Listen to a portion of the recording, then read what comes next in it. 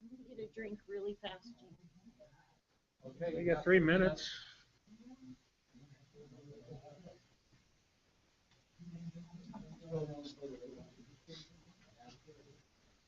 You ready to do this all by yourself? I believe so. Okay.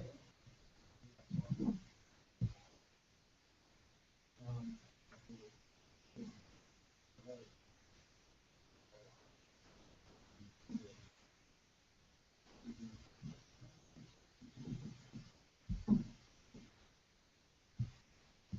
Consent items G and I.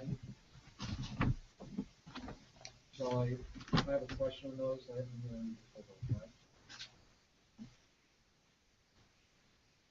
Sure. Yeah. Because I'm really wondering what the difference between floor finishing and ceiling is. I couldn't tell from the, I couldn't tell either. They're two different areas. In the Civic Center? Yeah, the G is the gym floor, and I is the upstairs party, birthday party room, offices, and all that. Okay. The offices are being done by Western Sports Floors, which makes, but they're two different areas. I think that was one thing that's calling me. Hi, Barbara. So it's good to have some attendance here tonight.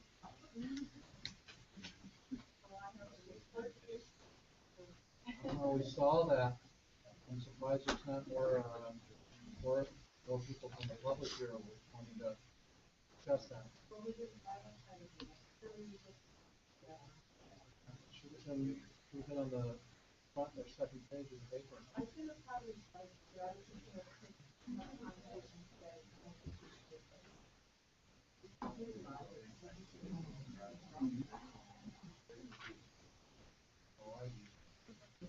So is everyone ready? 6:30 someplace. Okay. I see it on the 6th there. We're good. We got 15 seconds. So you're ready? You got everything going? Okay. This meeting of the Livingston City Commission is called to order. Roll call. Chairperson Bennett, Present. Commissioner Hoagland, Commissioner Reddington, Commissioner Stern, Commissioner Friedman. Here. Thank you very much. We have a moment of silence.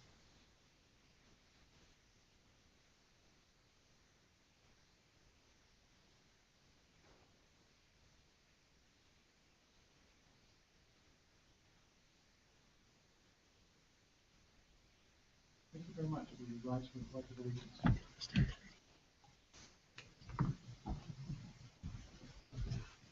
I pledge allegiance to the flag of the United States of America and to the republic for which it stands, one nation, under God, indivisible, with liberty and justice for all.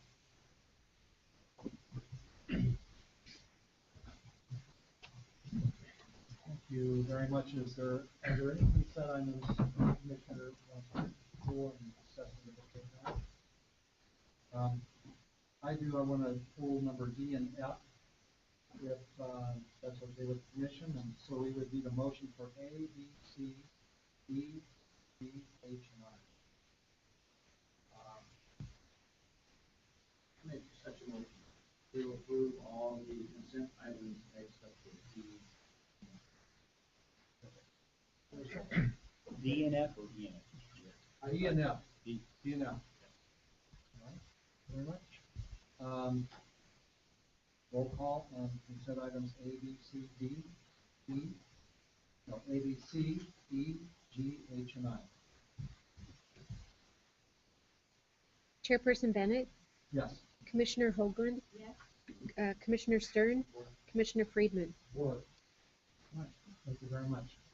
I just have one quick question on consent item D, and that's URA claims on page 21. The question I have is,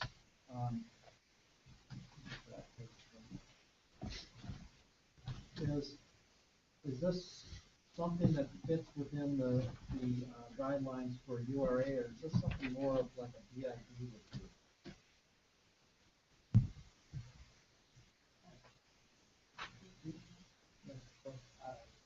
So, yeah, this is in This can go into both, this definitely falls under the urban renewal plan.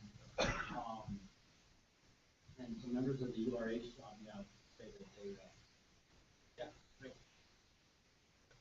I mean, to answer your question, without going any further than unnecessary detail, yeah, that falls under the URA.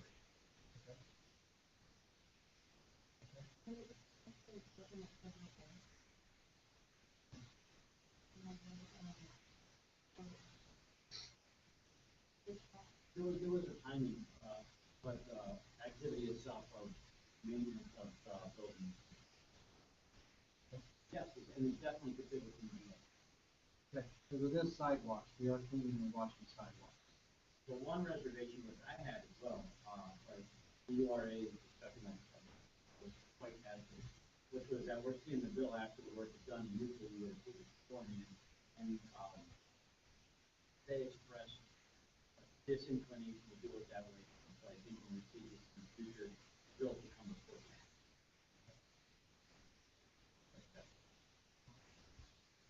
Just real quick, Bruce or Ed, do you see any problem with this? Being that a sidewalk, seems, I guess it's one of those gray areas, it's not really a building. So, in terms of infrastructure, it's still, sidewalks is city infrastructure with the responsibility of care and maintenance to the property owner, the abutting property. Janet, do you know about this? Correct me if I'm wrong, but I think this is a one-time thing for the URA. And going forward, it's going to be free to do that. Am I wrong about that? Do you know anything about that, Adam? Have you heard that? Okay, then I'll retract that. I remember having a conversation with a couple of URA members, and I thought this was a one-time thing related to a timing issue, and then going forward, it's going to be done through the BID, but I could be wrong. I wouldn't be surprised if that's true. I'm not saying that you're wrong. I'm saying I don't know. Yeah, I don't. So in terms of is a legitimate use of the funds, yes.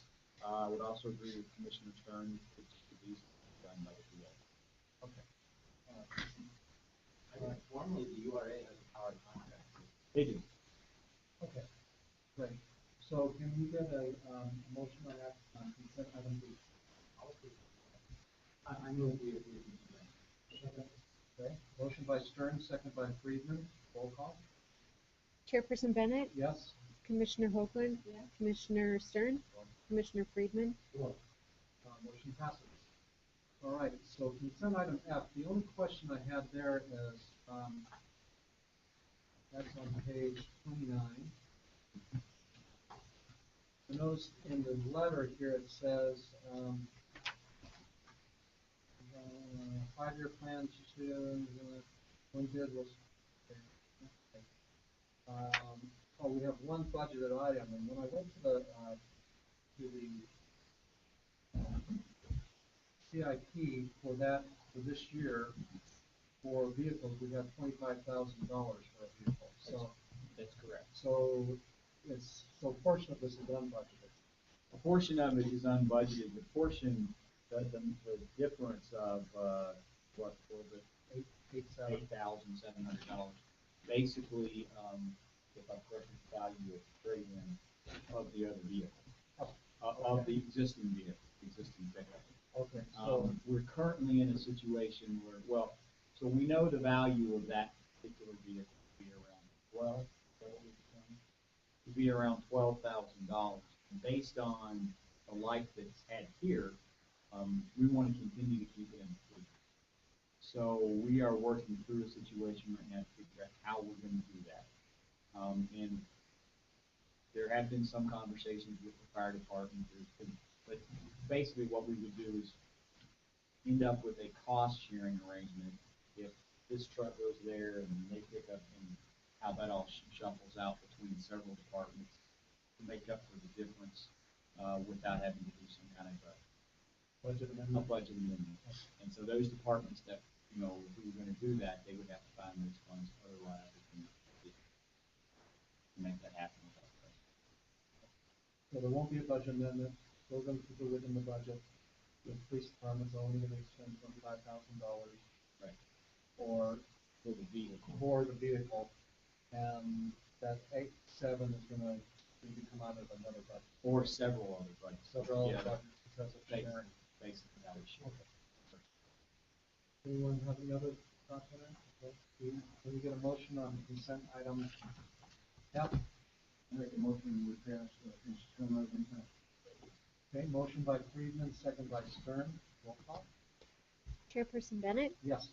Commissioner Hoagland. Yes. Commissioner Stern, Commissioner Friedman. All right, motion passes. Thank you very much. Okay, tonight there are no proclamations. There is one scheduled public comment. Barbara Woodbury from Park County Cemetery about pigeons. Hi. So, my name is Barbara Woodbury, I'm Park County Cemetery. I've met some of you, not all of you. Our office has gotten several phone calls. I haven't kept specific numbers, but we've gotten several phone calls about the pigeon problem downtown. People are really concerned about diseases being transmitted. We've also had a lot of concerns with business owners. Craig especially goes around and does inspections of restaurants and public accommodations around town. And, you know, like out at the mall there, the Yellowstone Gateway mall out there, the pizza place actually felt like pigeon poop was a deterrent to their business and their customers. So it was a real problem. And those folks out there have to hose down the sidewalk every day so people aren't sliding on it and walking in it. And building owners downtown have tried to do stuff, but one building owner is not going to solve the problem. I really think it's a citywide problem, and I think we need to look at it as, you know, a pest control problem. And I would really like to start the conversation with people. I've got a lot of concerns on it. And more this year, it seems to me like there's more pigeons out there. And I haven't done a count, but it does seem like there's a lot, like they're growing, and they will continue. The little bit of looking up I did about it, that's what they do. They try to have to find it. So I really like the city to maybe start a task force or discussion or something. So, Barbara, would you be open if the commission put this on as an agenda discussion item, come in with more information regarding the issue? Yes, Mr. Stern. Right. There's something that can ask. Sure, absolutely. Are there standards that we can put problems over there? You know, the little bit of looking up on information, I think it's kind of like barriers are kind of some of the best ways to do it, not make it nice for the birds to land there. One of the things I'm concerned about is people say, well, just throw some poison out there, or we'll start shooting them. Those are kind of dangerous vigilante kind of solutions that people get into frustration on page. So I think if we get proactive, you know, I'm not an expert on it, there are experts who control pigeon pests. There's, you know, different kinds of things that they do. You could clean up of the environment, maybe barriers that we try to reduce all around. You know. But there are solutions out there. I believe so. We're not the first community to have a problem at all. There's not people, I don't see or I don't get reports of people feeding them, because they just got a nice environment. So, does the administration get done before you stop on that? I want to say something to get that in. Go ahead.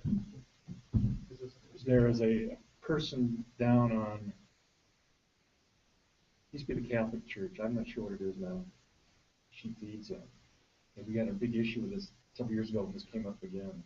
So there are people here that feed them, and give me forewarning that this is going to be an issue.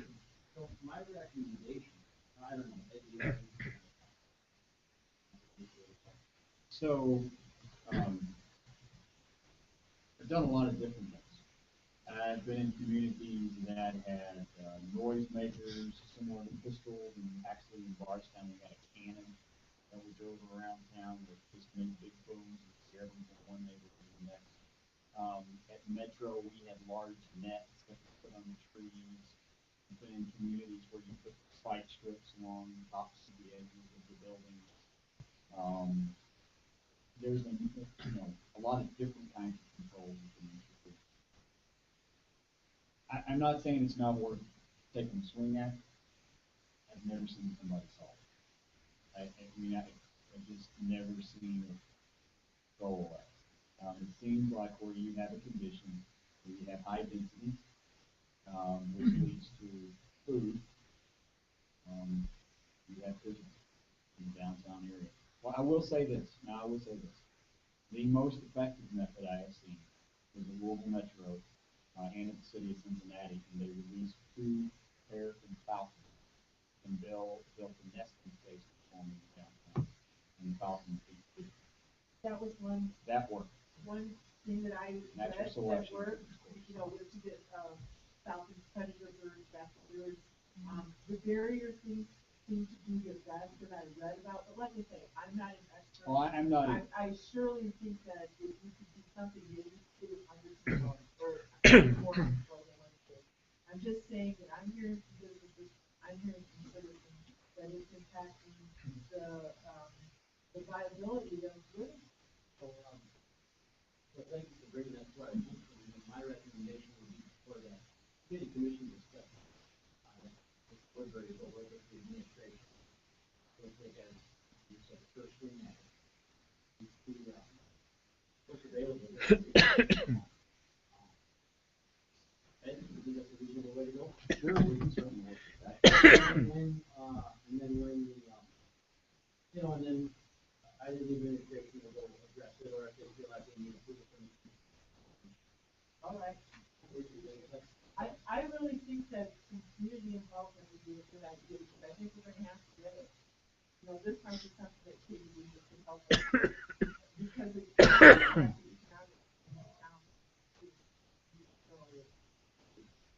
So, thanks a lot.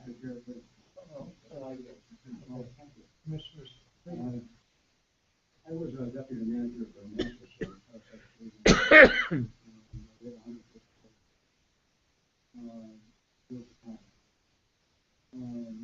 There are experts in the field, which I think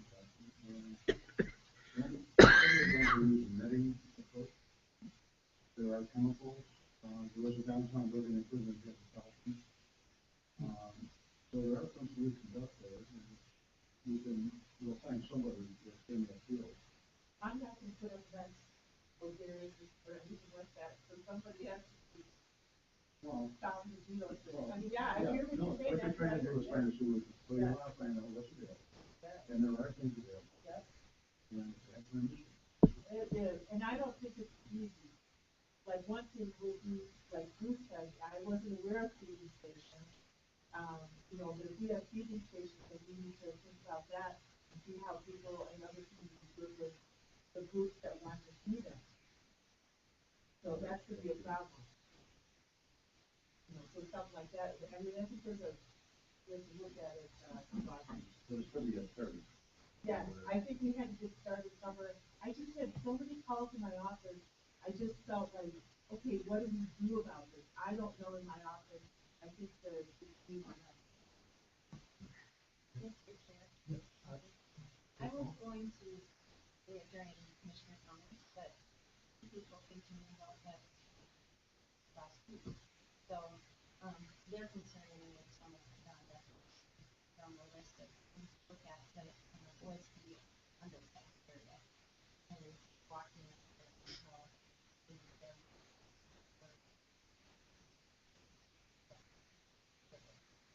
so that was their various complaint that they had a hard time walking in that area kind of time out of town and stuff like that. Thank you very much. Any other questions or comments for Barbara? All right. Thank you very much, Barbara. Thank you, Barbara. Ed, do you have enough to work with there? Yeah. Okay. All right, we do have 2 scheduled public hearings tonight. First off is resolution number 44-2021, 4.97, a resolution of the City Commission of the City of Livingston, Montana, fixing the tax levy for fiscal year 2014-2015. Correct?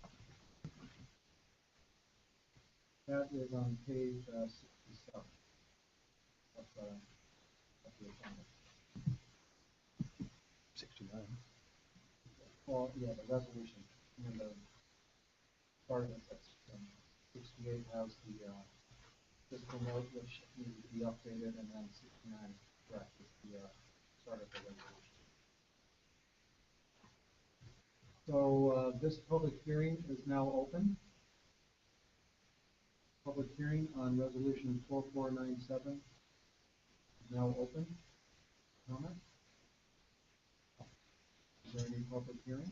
Any public comment? Any public comment? Public comment on resolution 4497.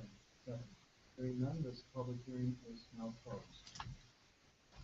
Is there a motion from the commission on resolution number 4497? Make a motion to pass resolution 4497. Motion by Friedman, second by Hogler. Commission discussion, questions? Mr. Stern. Thank you. Only, so the annotation at the end of this, where it talks about local government study commission. Are we done like 211.177?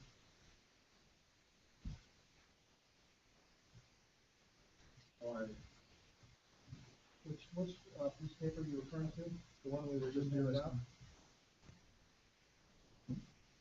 The local government study bills have been removed, and so 1233 is the final, the note just remained on there. 1233 is great. Great, thank you, that's all, that was my name. Thank you.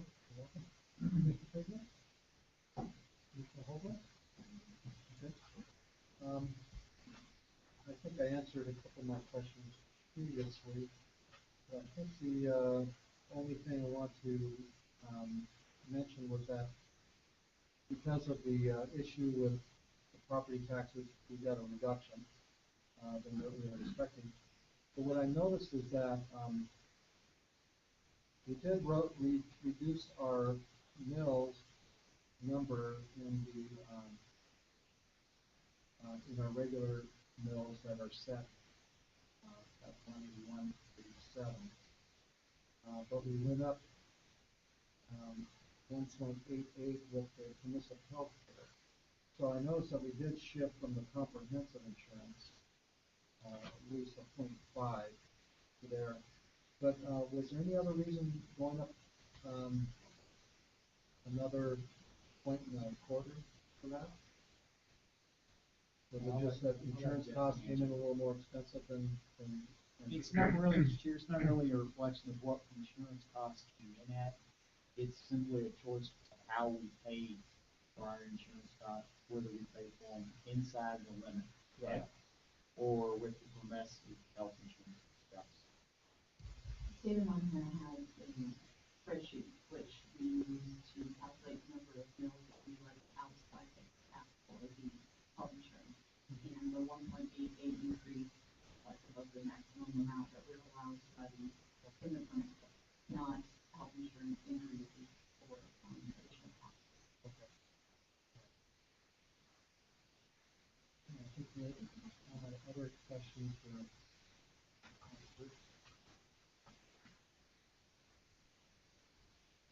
So, once this is passed and this is on the books, then at that point will the commission see a final budget?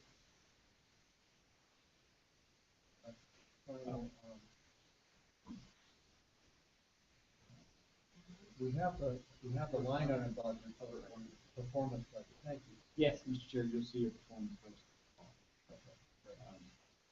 And we have, think Jesse sent a memo on the 28th that discussed what we've been doing the past week and a half with regard to short revenue short.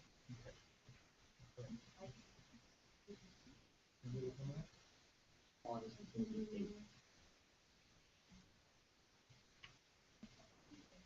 I'm sorry, I didn't see that. Payroll to do, but you know that. Or response. Just for me? Yes, sir. Oh, thank you. Thank you.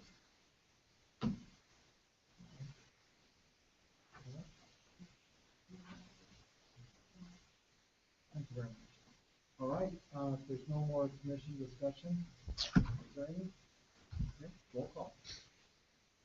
Chairperson Bennett, Yes. Commissioner Hoagland, Commissioner Stern, Commissioner Friedman, Four. Motion passes. There is one more public hearing, resolution for public hearing. It's resolution number 4498. The resolution of the City Commission of the City of Livingston, Montana, raising the disposal fee for concrete, asphalt, and other large aggregate fill delivered to the transfer station to $60 per ton. Mr. Meeks. Mr. Chair, the city commission has had discussion about this particular item previously. I know in the packet for this evening, we got in the previous fiscal note, I think you all had been given the adjusted fiscal note the last meeting, but I'll just pass that back around. Basically, as the commission's aware, the city of Livingston has continued to collect concrete and other hard aggregate at our recycling station, at the transfer station. We have found that it's become increasingly difficult to dispose of and costly. Previously, we had a fee of, I think it was $5 a ton, and we did some survey of other communities, offered that information to the city commission along with the recommendation for a change to $60 a ton. We feel like it's much more responsible management, and we'll certainly answer any questions if there are. First of all, this is a public hearing, so this resolution number 4498, is now open to the public for comment or question. This public hearing is now open.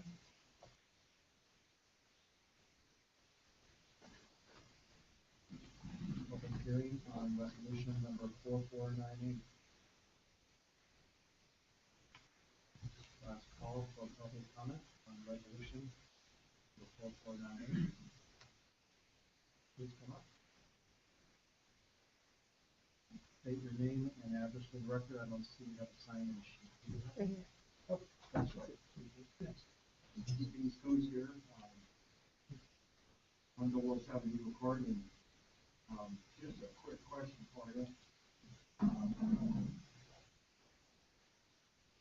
Based on the increase, it's, you anticipate receiving, concrete, at $60 a ton? By that, I mean, $5 a ton gets you all you want and more. And then after you receive the $60, will that kind of develop into a kind of a profit center for you that you can then have enough money to properly reprocess it or dispose of it? Or what exactly is the long-term plan? Or is it priced in such a way to just kind of make it go away? To make it go away, I'm sorry, Mr. Chair. To make it go away, you mean for the folks who stop running into it? That's right. So we, and it's presented that way, the information is presented inside the resolution itself, but we took a look at what other communities charge to dispose of and set concrete and other hard aggregates. And then we took a look at our own internal costs, which we have to bring somebody in to crush it and transform it for us so that we, can put it in a state where we can use it if we need to. And that's how we got to the $60 per ton. That's still $15 per ton, I believe $15 per ton less than the Park County landfill. And then on average, pretty close to most of the other locations that we hold on this particular issue. So I think we're pretty close to market in terms of the cost, as well as trying to be more. The point here is not to create a profit center per se, but to be able to dispose of the concrete or other art aggregates that we receive without having a negative fiscal impact on the solid waste. And so we provided that information to the city commission based on tonnage received and first revenue received. And we're not necessarily trying to make a bunch of money, we're just trying to be able to pay our costs for collecting and disposing of stuff. The reason this kind of caught my attention is because I got a machine that can do that sort of thing. And I looked at crushing that pilot had in the past, and we really couldn't get together on it, but my crushing estimate was in the neighborhood of less than $10 a ton. And I do encourage the city to adopt the $60. I don't have any argument with that at all. $5 is ridiculous. But I just kind of wonder how these numbers came together, and if the city would be receptive to when you do get that pilot in to allow someone like myself to come in and crush it for you, and after you crush the product, you know, be used in the city's maintenance of their streets, or what would the requirements be, or what your experience been in the past as far as having somebody crush it for you. And I know at one time you were swapping material with Fisher, and they were taking it, and then I just thought that was kind of a win-win deal too, and I just kind of went after that. So if in future, if you're interested in being a contractor with the city for crushing, certainly more than welcome to close in and take a look at it and see if there's a win-win or a good fit there. In terms of what we use the product for once it's crushed, and how it,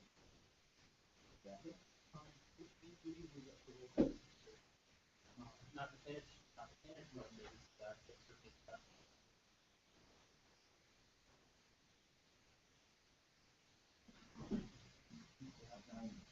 Thanks for answering my question. Sure, you're very welcome. If you want to just leave that there, Steve.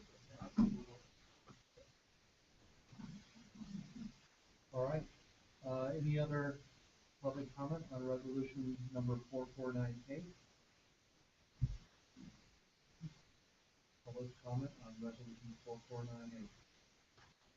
Hearing none, this public hearing is now closed. Is there a motion from the commission on resolution number 4498? I make a motion to adopt resolution 4498. A motion by Friedman, second by Hoagland. Commission discussion? Roll call. Chairperson Bennett. Yes. Commissioner Hoagland. Yes. Commissioner Stern. Four. Commissioner Friedman. Four. Motion passes. There are several resolutions tonight to discuss. There are no ordinances, but there are four resolutions. Resolution A, which is resolution number 4492, a resolution of the City Commission of the City of Livingston, Montana, authorizing the city manager to sign contract number 15-11-1-01-003-0 with the Montana Department of Public Health and Human Services, DPHHS, for intergovernmental transfer of monies to be used as matching monies for receipt of federal Medicaid money for supplemental payment to the city-owned ambulance provider. That's a tongue twister. Mr. Neese. Mr. Chair, I'm going to ask Ms. Hoag to come to the table and explain this with great clarity. She has promised to do so. All right, so from all of the code of federal regulations I have read, here's what I can tell you. Certain city-owned ambulances and facilities are eligible to receive federal money from the Medicaid program. Through the state of Montana, and this contract allows us to provide the state of Montana with money to match that federal grant, which is then passed on to us. So we give the state money, the state gives That's money that they give the state money back to us, and then it's usually about a 3-to-1 match. So, the short and sweet of this is, if we sign this contract, we give the state money and get 3 times that amount back. And we've been doing this for several years. And I have read way more federal code than I ever want to in my entire life. Thank you, Jesse. That's a wonderful deal. Can you get in on that? Give them Have a one, city we owned get back ambulance, 3. yes. Is there a, motion on resolution 4492 from the city commission? Anyone can do that. Okay. Motion by Stern, second by Hoagland. Any further questions or comments? No? Mr. Friedman? No? Mr. Stern? Hoagland?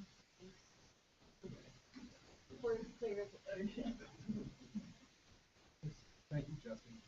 My only comment is it's wonderful to see our different levels of government in action, brokering the fees for the back and forth of money. That is a wonderful system. I'm sure it works great. But it's nice to get a 1-to-3 ratio back. That's great. Okay, so we do have a motion. We do have a second. May we have roll call? Chairperson Bennett, Yes. Commissioner Hoagland, Yes. Commissioner Stern, Four. Commissioner Friedman. Motion does pass. Our next resolution is resolution number 4499, a resolution of the City Commission of the City of Livingston, Montana, amending City of Livingston Parks and Trails Committee Advisory Board to the City Commission.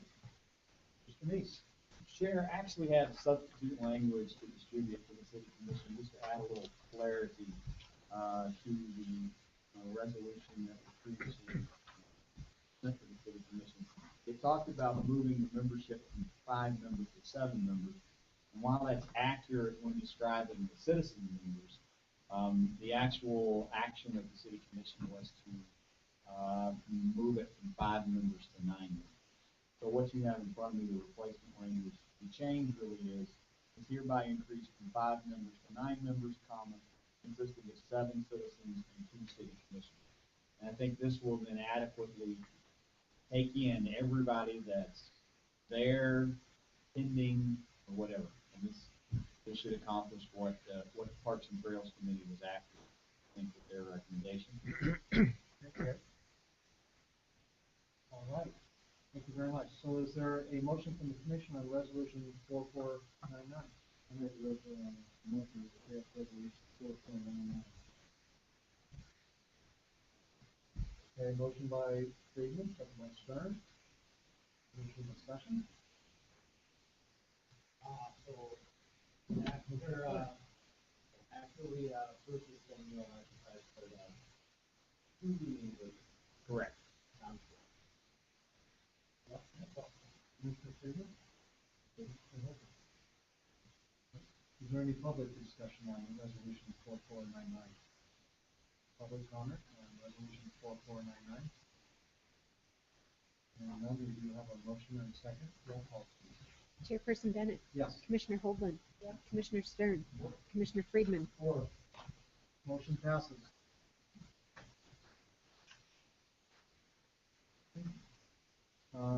Third resolution for tonight is resolution number 4504.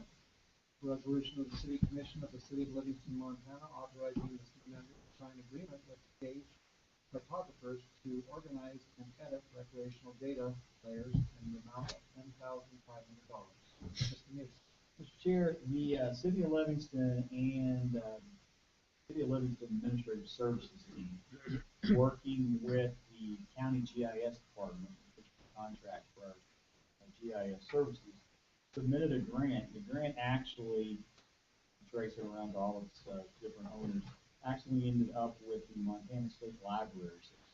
A part of that grant was to buy additional GIS licenses for members of the Public Works Department and our City Planning and Building Code Department.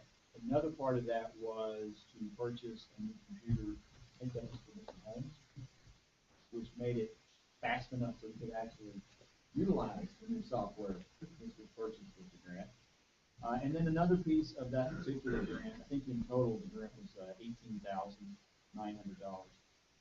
was or is an effort to create layers inside the existing geographic information system related to our parks and our recreation facilities, acreage, trails, so on and so on.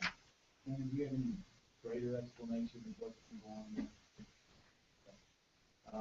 This is a contract which would execute that part of the grant for which we received funds. So we received in total $18,900. $10,500 of that was the cost of this particular action and adding this data to our GIS. Is there a motion from the commission on resolution number 4504?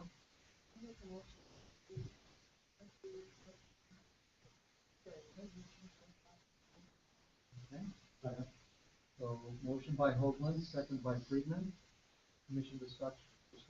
Commissioner Friedman. Commissioner Stern. The only question is that do all three of these items good for public works, GIS, like, and the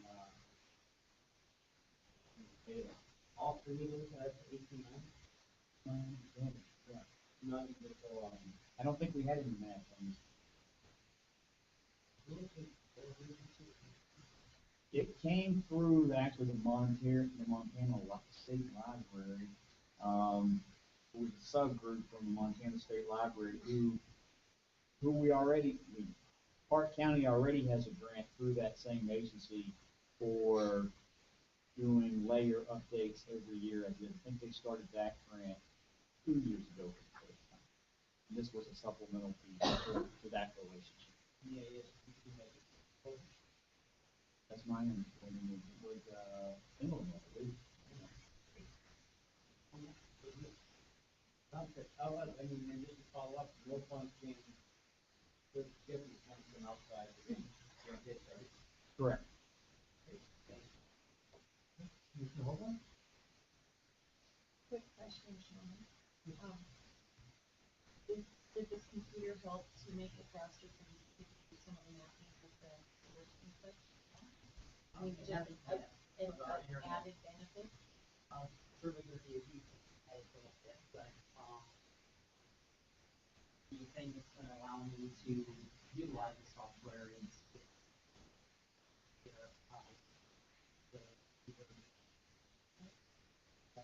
in conjunction with the part of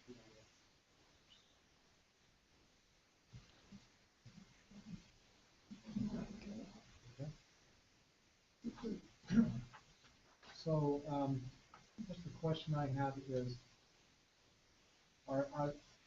is the software, the layering that we are going to gain by this grant software, is that something we couldn't do before with our previous?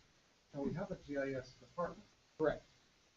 So is that something that they couldn't do before? No, they could do it. It's simply a situation where you basically have 1.5 people in the county GIS department. You have a full-time dedicated GIS technician, and then what time that Ms. Hoffman is free to do GIS. And so I'm confident they could have done this type of work, but this transfers a lot of the legwork and the digitizing and the time requirements that those folks are having. Basically transfers it to this contractor, Gage Cartographics. And basically relieves them, keeps them open to do it. Okay.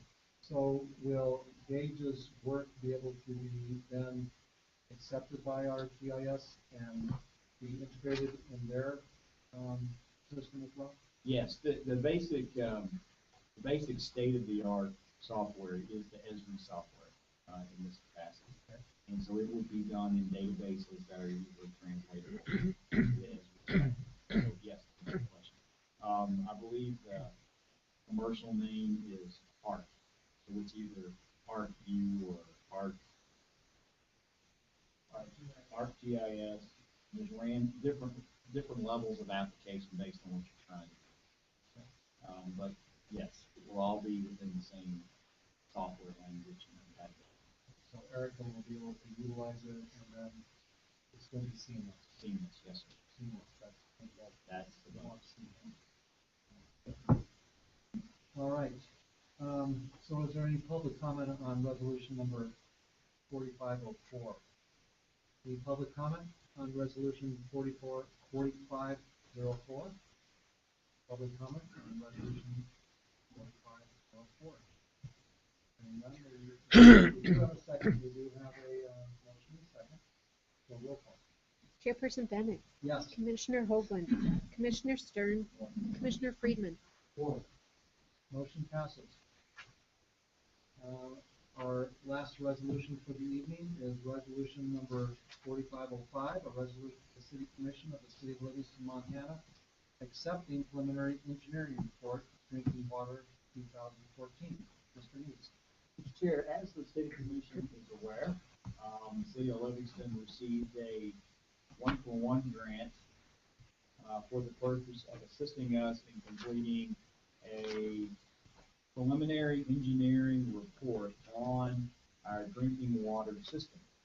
A PER, as we have had done in this case by PEH Engineering, is a requirement for almost any grant or planning processes that we might attempt with state and federal government, especially with consideration of the TSTEP, Treasury State Endowment Program, which is an annual legislative grant process, or biannual legislative process that we go through.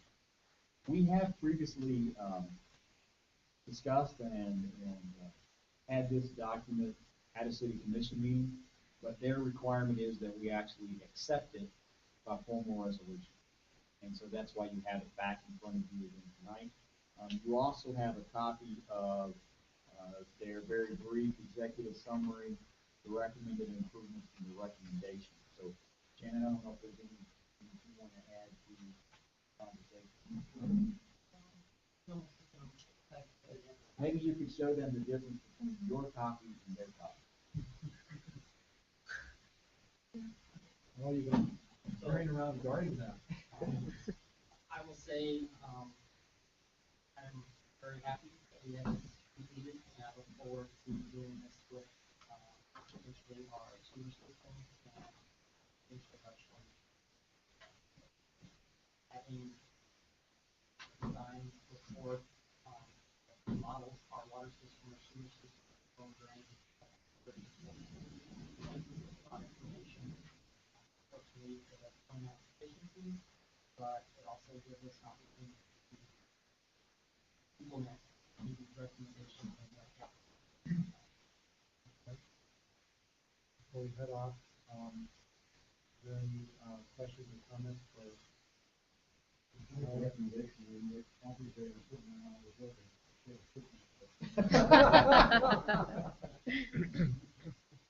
Mr. Stern, you have a question? The last paragraph of the executive summary talks about how our rates are too low compared to the state average, which is necessary. You have to get the state average or something similar to required. We have the situation and we raise the rates. So, Mr. Chair, Commissioner Stern, this is a very interesting situation. To answer your question, yes.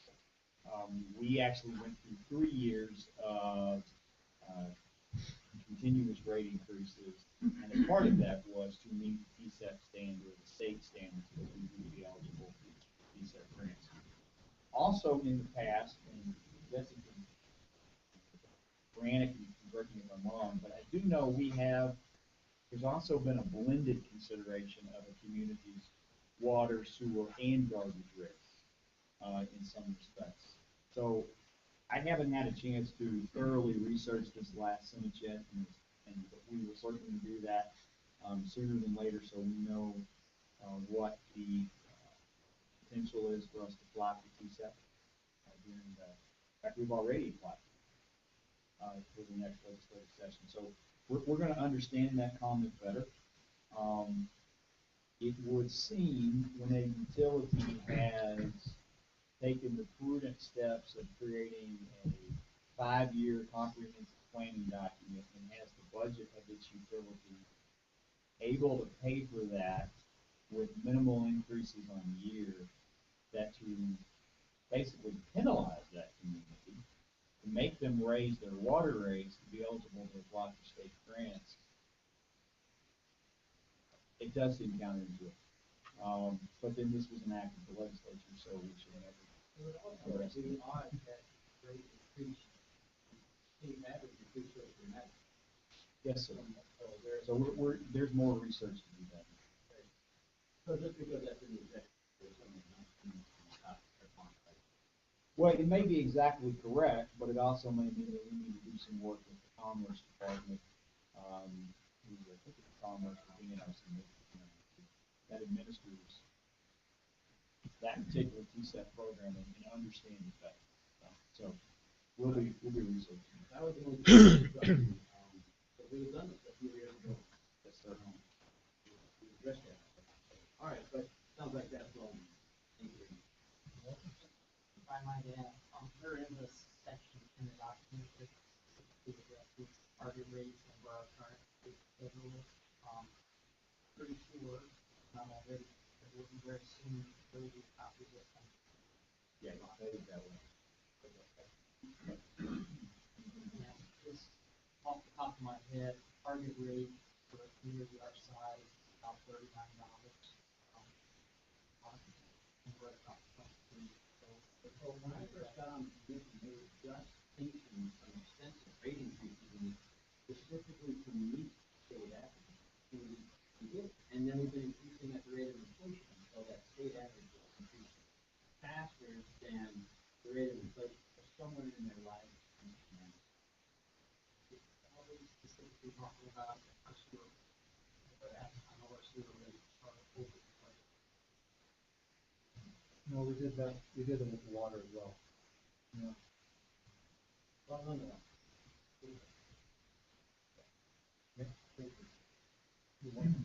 Any other questions for, Mr. Holmes while we're here? Okay, I do have one question, Shannon, real quick. How long will this, you probably told us last meeting, but how long will this report be good for? Is it 5 years, 6 years, 10 years? Well, again, our system has been updated in the water model, so that'll be something that has probably updated on a really or biannually, depending on the infrastructure that have outside. So that's a huge part that's really not in this document. But this should carry us for 5 to 10 years. There are $27 million in our water system there that's top. Well, that's, And the majority of those are upside and our 200-year-old water. Significant amount of the upside water to the Department of Environmental Quality's minimum size of the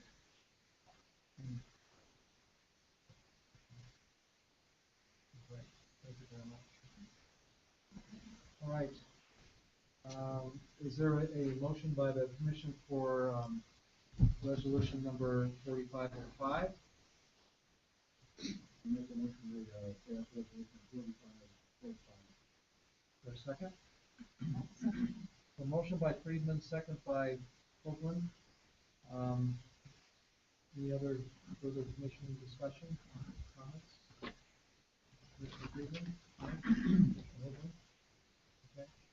Is there any public comment on the resolution number 4505? Public comment on resolution 4505? Public comment on resolution number 4505? We do, hearing none, we do have a motion and a second and a roll call. Chairperson Bennett, Yes. Commissioner Hoagland, Commissioner Stern, Commissioner Friedman. Motion passes. That's all for resolutions tonight. We do have several action items. The first one is discuss, approve, deny 15-minute parking signs at American Bank located on North Second Street. Mr. Neese. So, Mr. Chair, as the city continues to enhance our parking enforcement operations, we continue to find little issues that need to be corrected. One of those issues is that we have two areas in town, both of them contiguous to banks, one of them at American Bank, I believe the other one was at First Interstate. Where we have some limited 15-minute parking spots. However, we can't find those established in the ordinance, so we're not exactly sure how they got there. But we do have signs, and with our new parking enforcement officer, they're somewhat uncertain, as is Judge Bailey, about how we're going to go about enforcing that. So we contacted both of those institutions and said, by letter, if you would like to have those adopted formally, we apologize, we don't know how this happened. We'd like to hear back from them. And so we did. We heard back from Mr. Erickson, director at American Bank here in town, and he has indicated their desire to see those spots continue as they have previously existed.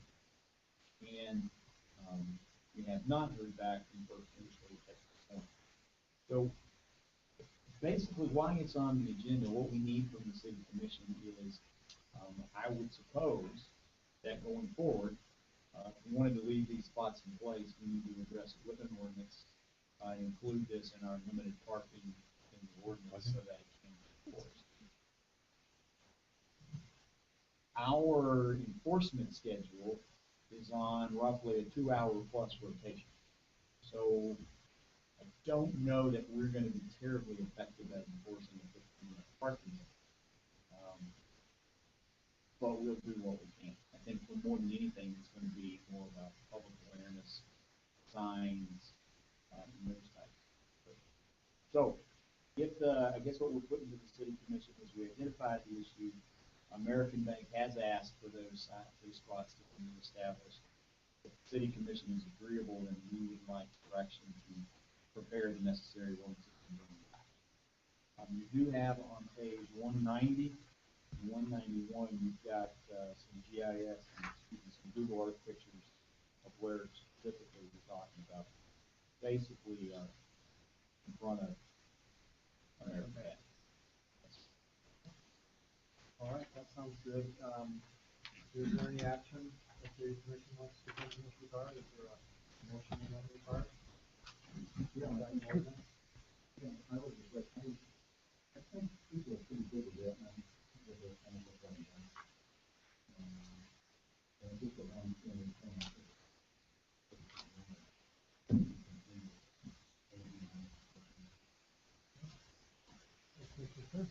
Does the administration have any reasons why they don't want to enforce? No, sir, I think we would recommend to proceed, especially given the commentary from American, just recognizing that our enforcement capability is limited. But yes, we would see any reason not to. And whether we want to extend it to the interstate. Well, we've done that once in writing, but as we prepare the ordinance, we'll check back again. I know Ms. Pavich had spoken to First Interstate somewhere along the way since the letter, but we'll ask once again before we bring a prepared ordinance back. So then I move, we direct the administration to bring back an ordinance, create the 15-minute parking signs at the location specified in action. That will work. Okay, so there's a motion by Commissioner Stern, second by Friedman. Further discussion by the commission. Any other comments? The only thing I would ask is, an ordinance like this, would this be a general ordinance about requesting a 15-minute parking zone in front of a business? Or is it going to be specific to these two particular businesses? It'll be specific to those two. These will be specific, the ordinance will be specific. Actually, at this point, it will be specific to this one location. Right. Unless we get some other indication from First Interstate. So then what, if we don't get something from First Interstate, then they would have to apply then to the city? Correct. And their ordinance would have to be passed? Correct. But we will contact First Interstate before we finalize the ordinance. Is there any other banks in the downtown area that would benefit by it? There's certainly a bank there in Main Street. Certainly there's Sterling Bank, Scott Federal was in downtown, it's over off of B G Street. Street, yeah. But there are other locations. You want to, while you're in the process of contacting, want to contact those other banks in the downtown area, or you do not want to set a So, precedent? Mr. Chair, we could certainly do that. I think my comfort level is because these two areas have signs that already exist, and basically what we're doing is cleaning up something. Rather than encouraging other similar spots across the downtown, I would prefer to keep it limited to these two areas. Okay. Now, I certainly understand other similar institutions wanting the same privilege. Can't argue with that. All I know is that the more we proliferate 15-minute parking spaces, the more issues we create for enforcement. And the less spaces we have available for folks for the remaining 1 hour, 45 minutes. Bring it up. Yeah, Mr. Stern. So with respect to that first thing you mentioned, federal, they have dedicated parking. Parking in front of their bank is that third over time. It's such a different situation where other banks hold that in front of them. American Bank was collecting that. Okay. Well, they want it to have to come ask for it, I guess. Mr. Chair, Yes, Mr. Freeman. on Main Street is American Federal. Yeah. We would get Right. right. And this is Yeah. something that is on. Okay. Let's go talk about it. All right. So, did we get a motion in a second, correct? Yeah. We've had discussion. Any public comment on action item? Oh, we don't need a public comment. That's what we have to work on. All right. No public comment. All right. Roll call. Chairperson Bennett, Yes. Commissioner Hoagland, Commissioner Stern, Commissioner Friedman. Four. Motion passes, so the administration will bring back an ordinance. Yes, sir. All right, we have action item B, discuss, approve, deny disposal of mini pumper to Cook City Fire Department. Mr. Meese. Mr. Chair,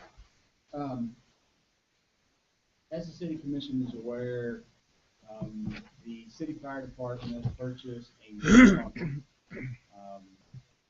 from Bourne. Excuse me, Mr. Meese. Sorry. In that book there, is there a sign up for action items? There is. There is, okay, so we're on action item B, so.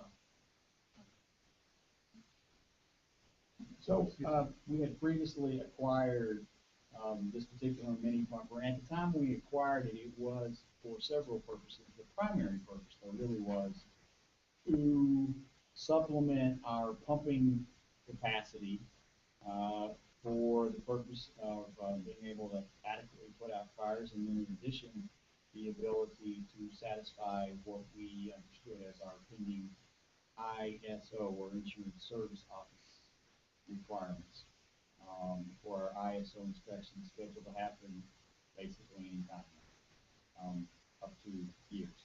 So, in the interim, we now have a telescope engine, which in combination with our other pumpers,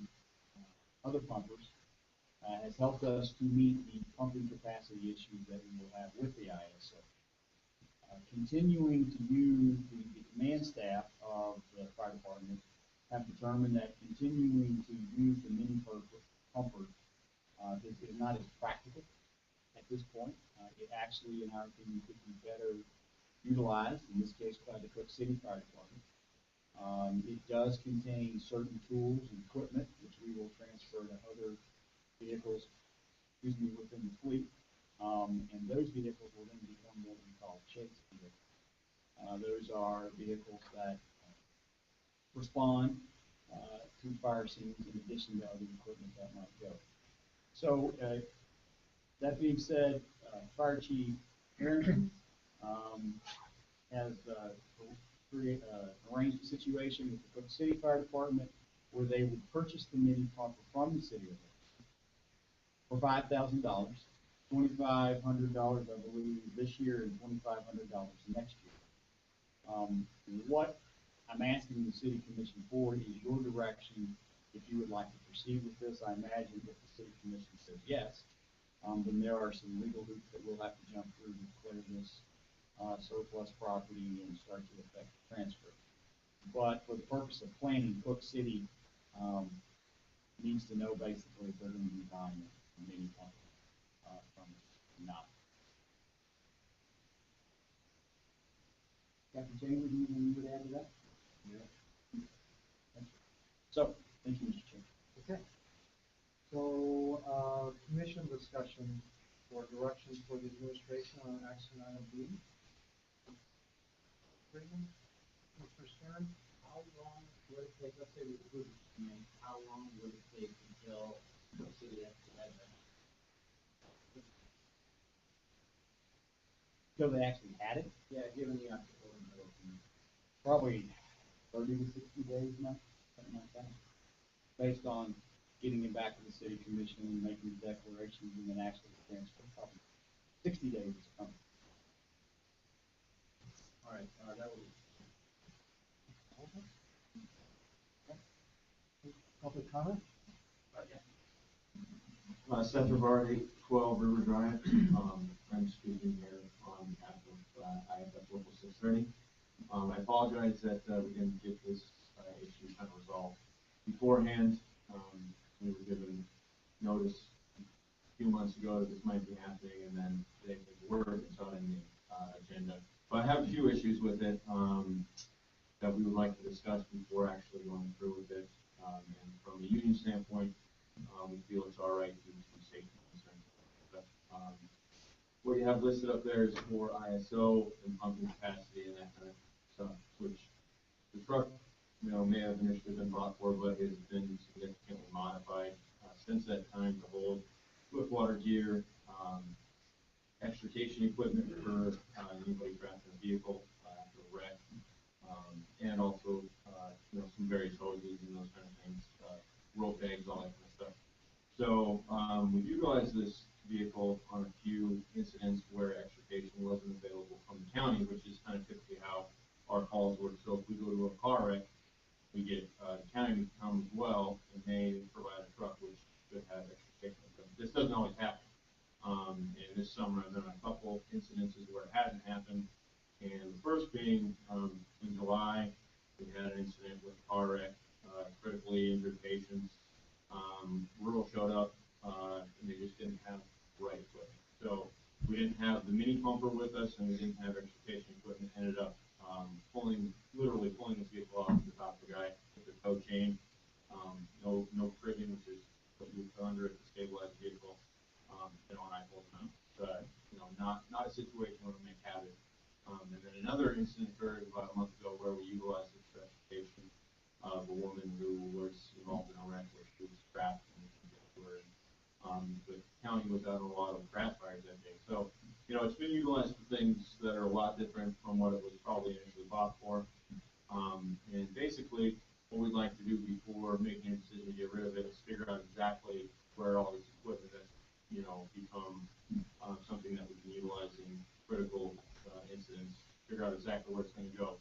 I know there's talk about putting it on different vehicles, but as I said before, this vehicle is specifically set up by our members who built shelving and fix the tank and all those kind of things to do a number of tasks for us. So basically all I'm asking for is that we have a chance to sit down and figure out exactly how we're going to do this operationally, because if we stuff it all in one vehicle, it's not as readily available as it is now, and you can't really put all that stuff in the back of, let's say, a Suburban or something and expect it to be utilized as effectively as it is the way it is now with compartments and spot for a generator and all that kind of stuff. So don't think this is necessarily a bad idea. I think Cook City would probably love to have this vehicle, but before that happens, I think for the safety of our guys and potentially using it for the safety of the public, we should continue the conversation of figuring out actually operationally how we're gonna do this. So, anyway, that's pretty much what I have to say. Anything else? Okay. Any questions or comments for Chuck here? As far as, I have a question for you. As far as timing goes, is there any urgency?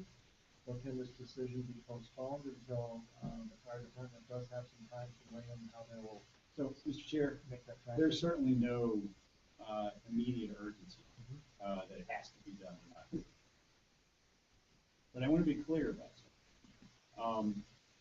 Mr. Rivard's comments this evening are inappropriate.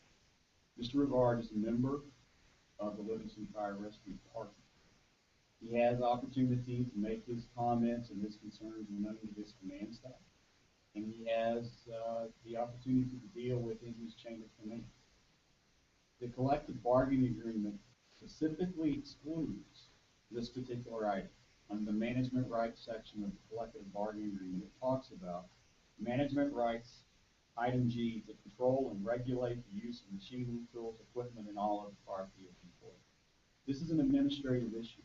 If Mr. Rivard thinks he has serious items that need to be addressed, he has an opportunity to address those as an employee of the Livingston Fire Department through his command staff, as any other employee would address and should address items of concern. And then the command staff has the responsibility of making what they think is the best decision and recommending that to the administration. The administration is not in a position to begin to negotiate operational details like this with the IAFF 630. That's inappropriate. Certainly, we are, as an organization, we encourage our staff to be involved, but there is a place and a time for those conversations to occur.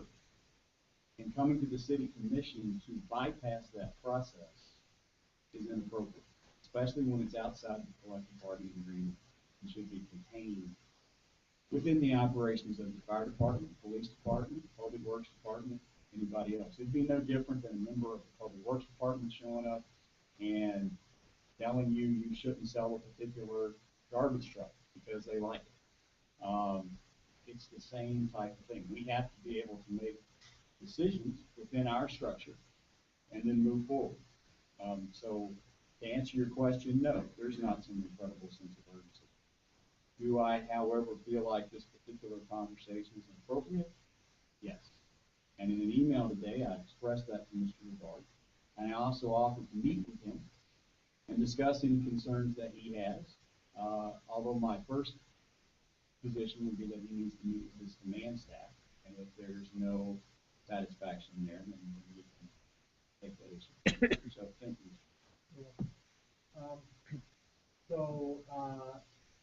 Just in the light of the commission here, if we move forward with this decision tonight, is there still opportunity for the fire staff to work to resolve these issues? Certainly, and yes, sir, there is. And I would say the fire staff has resolved the issues. Our command staff has worked to develop the proposal that's in front of you tonight.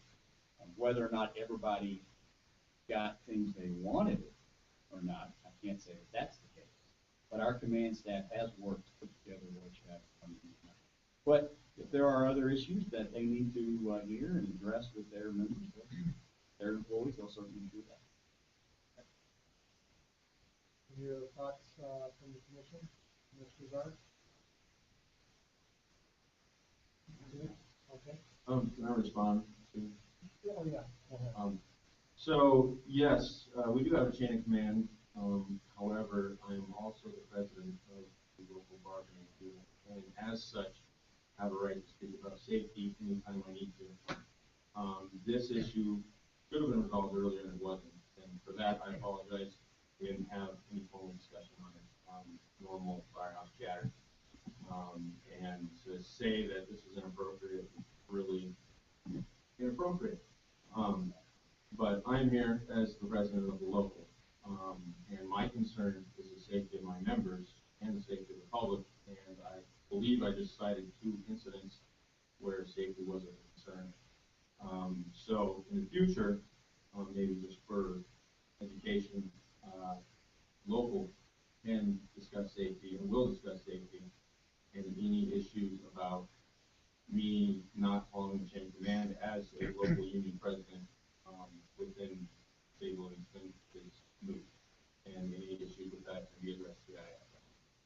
Chair, the only person that declares those kinds of issues is really the judge.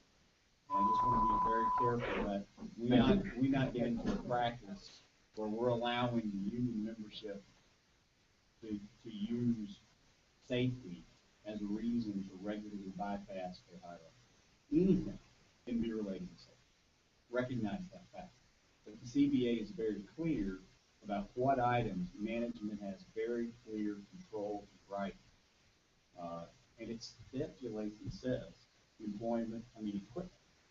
If someone has a real concern about anything they use, they can bring that to any of their command staff.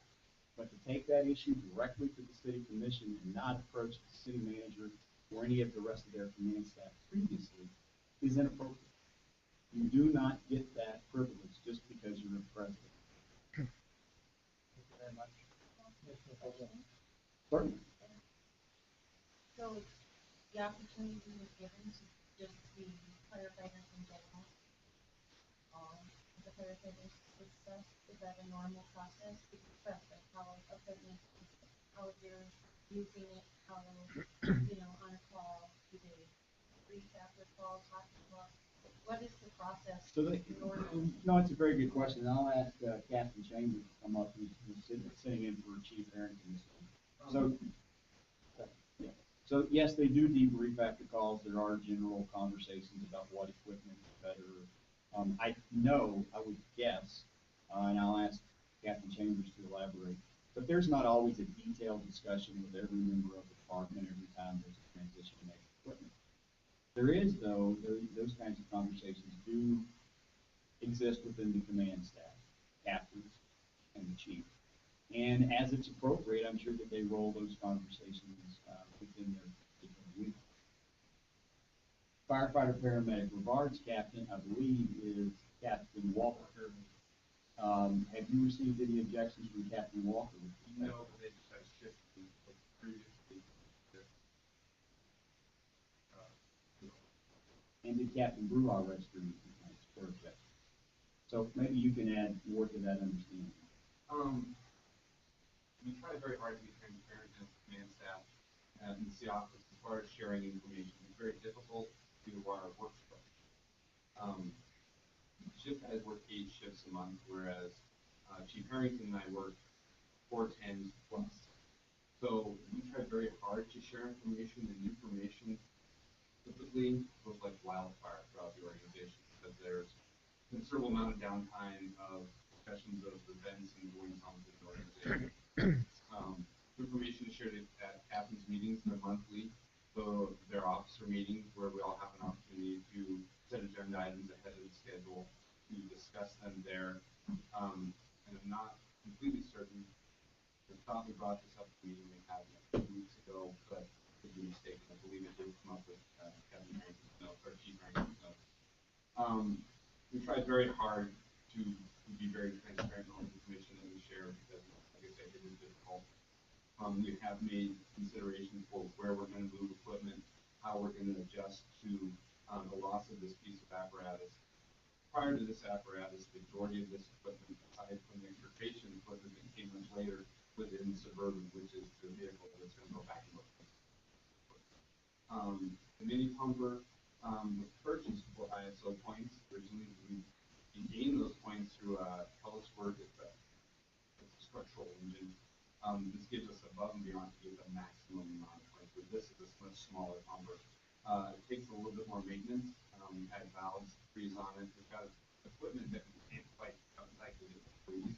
And we actually store equipment in Paradise Valley's Pine Creek station in the winter because we have pumping apparatus that we don't have in our facility there. But keep it there. So we're just trying to be more efficient, still be very operationally effective, minimize any issues in between, and just we thought very through this process to make the right decisions, to make sure that everybody's getting what they need, the community's getting the response that they require, and that especially the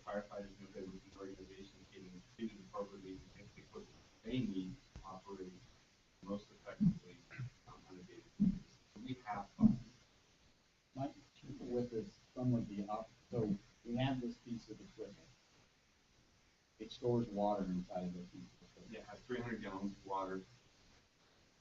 So Chief Shonen purchased this piece of equipment, I think, in a little bit of a rush because of the ISO rating. He felt that we needed to gain this pump capacity in kind of a quick manner. So he found a really good deal on a low mileage Chevy that was kind of rebuilt. I think it had an accident years ago that was rebuilt. So I think the individual who plumbed this pump was probably an actual plumber, not a pump designer. So as gravity works, the water pools at the lowest point, and some of these valves are the lowest point in the piece of equipment. And we had some trees already on us, and we were very surprised with that, but we thought we were going to ride it. We've had to do some maintenance with it. It doesn't have a relief valve because it's not functional, and the transfer valve is not functional in it as well. We've put quite a bit of maintenance into it, but it hasn't really fully served the function that we wanted it to. So we're trying to move forward to minimize things that are going to have to be pump tested every year. It really doesn't add as much mobile value to the organization, but we've done is made it work. And it has gone out on a couple of instances. It's nice to have some of those capabilities, but we're trying to go with it.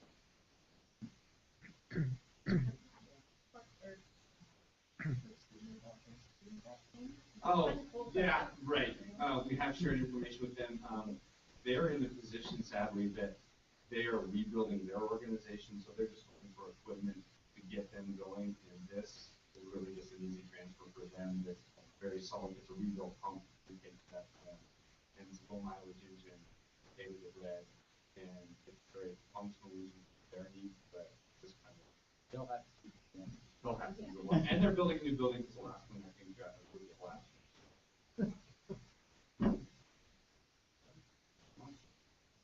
Any other questions for? Yeah, Commissioner Stern. So how would you then address that?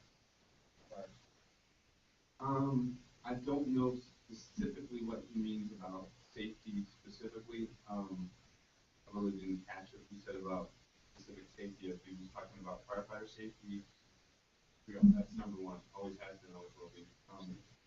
We're taking a vehicle with a manual transmission and four-wheel drive, but a little lower drag, and we're going to put in a four-wheel drive Suburban with airbags, fully functional piece of equipment.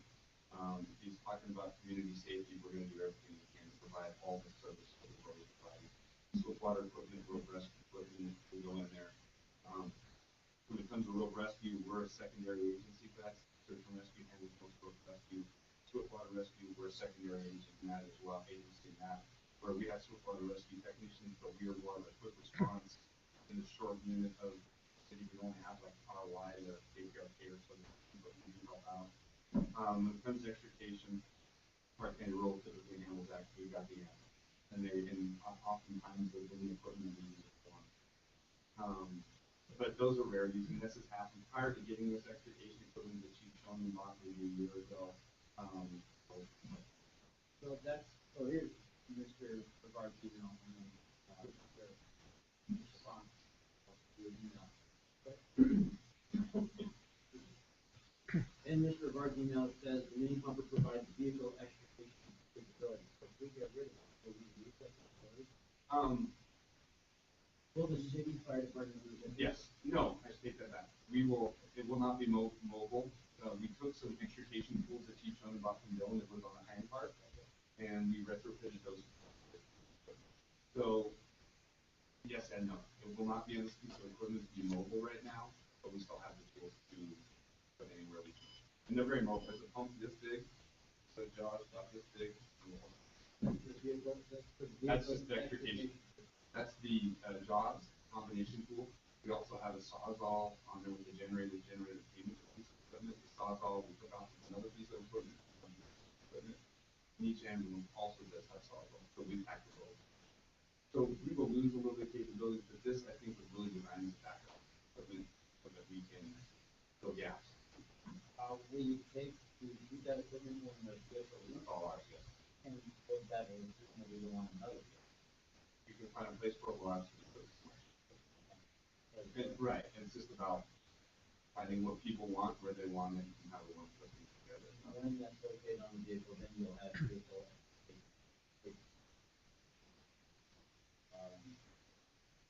The other concern we raised was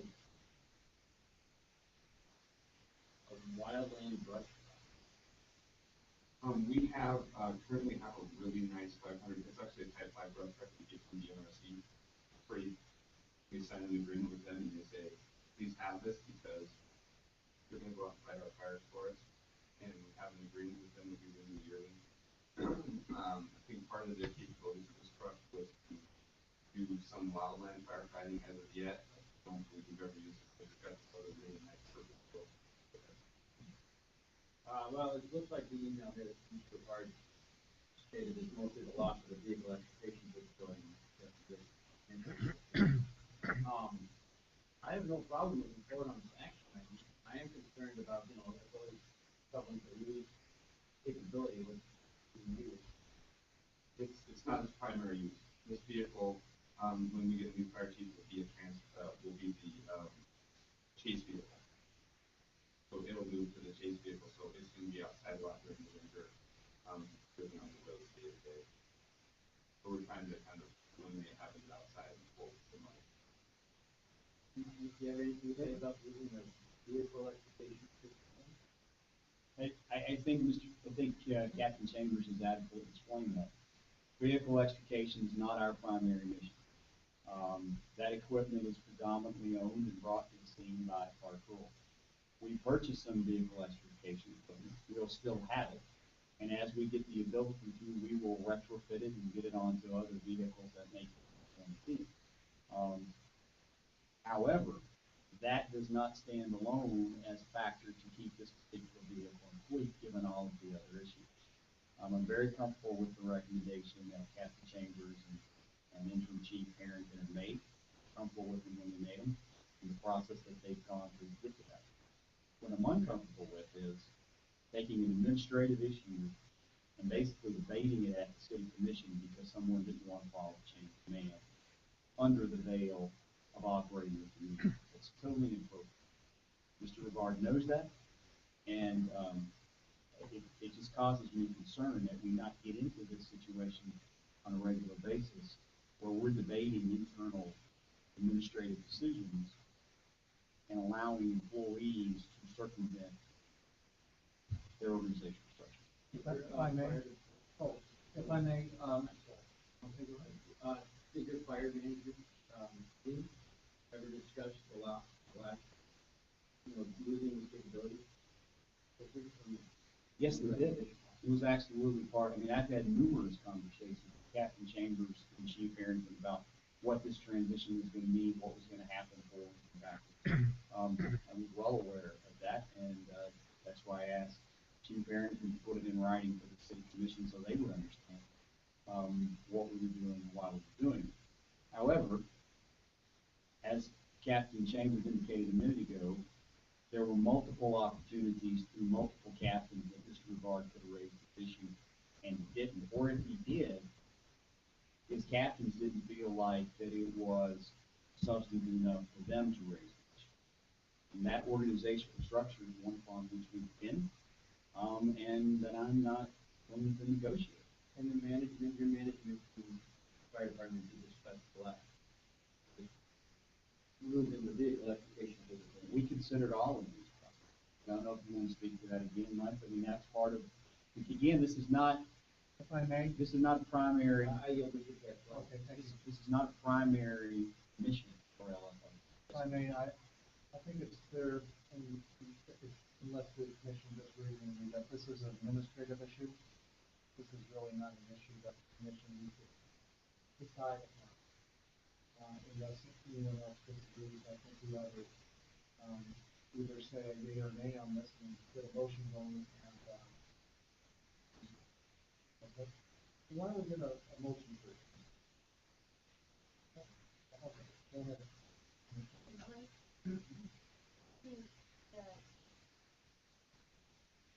The opportunity is given to the firefighters to express their concerns and my second part of it is seems like a pretty minor issue overall, just that if there's good communication, people are motivated, so I just kind of, around the content on this issue? I can't say specifically that we've gone to each member or gone to each shift and said, hey, we're gonna do this, because there's no way we can do that, and we will everything that we try to do. I think maybe it's a trust issue. I think our goal is to make us the best fire department we can possibly. We're not trying to hold the veil over anybody's eyes or do anything like that. We're very trying to be very hard. As for sharing information, I can't say specifically. I personally didn't put every member or every captain. There were no secrets on this issue. It may not have gotten around as much as we think it is. Haven't been talking so much about stuff that how this issue things that everybody knows we can talk about it so much. So that is a possibility. But bear in mind that you are making safety decisions on a daily basis, and that's all we're trying to do, just make a better operation.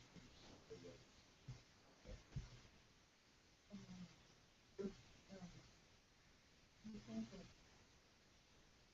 there would be a conflict or this particular, so that discussions can continue, or do you think not? Commissioner Hogan, with all due respect, that's really a question for the administration and not the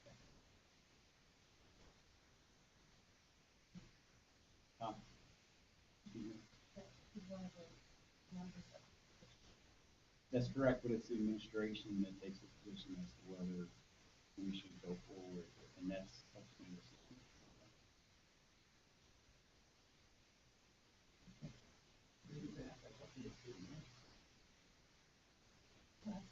So the administration is very comfortable with the recommendation that we've made, with the process that we went through to get there, and asking the city commission to move forward with approving, starting the process for transfer of this property to the city.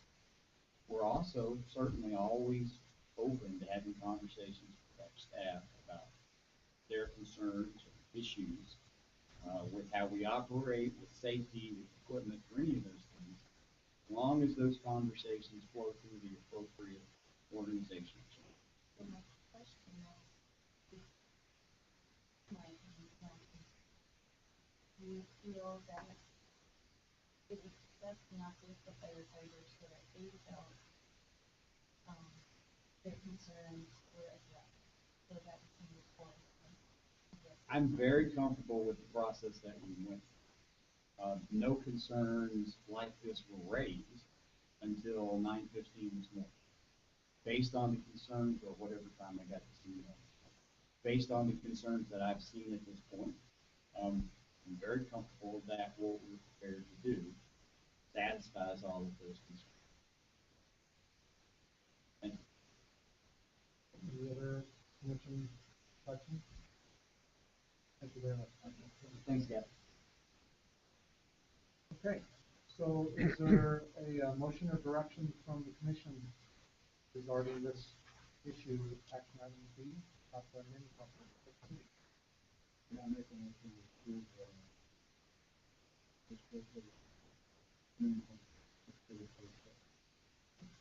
Motion by Seaman. Second. I'll second. Second by Hoagland. All right. Is there any other public discussion before we vote? Public discussion on action item B? And then, is there any other commission comments? My only statement is that, while it's not binding because they're not making a motion, getting the majority vote to, force the administration to work in a direction. If they could maintain their field electrification capability as quickly as possible. Seems like a useful capability to have, whether or not it's primary or secondary work. And we had every intention of doing that. I think my only comment about this discussion is that I think we're clearly over into an area that we usually do not make decisions, and this was an administrative issue. This is my opinion. And that there are issues of safety every single day. I'm assuming that the police department, fire department, Public Works Department, every department in the city make decision on safety in regards to the city.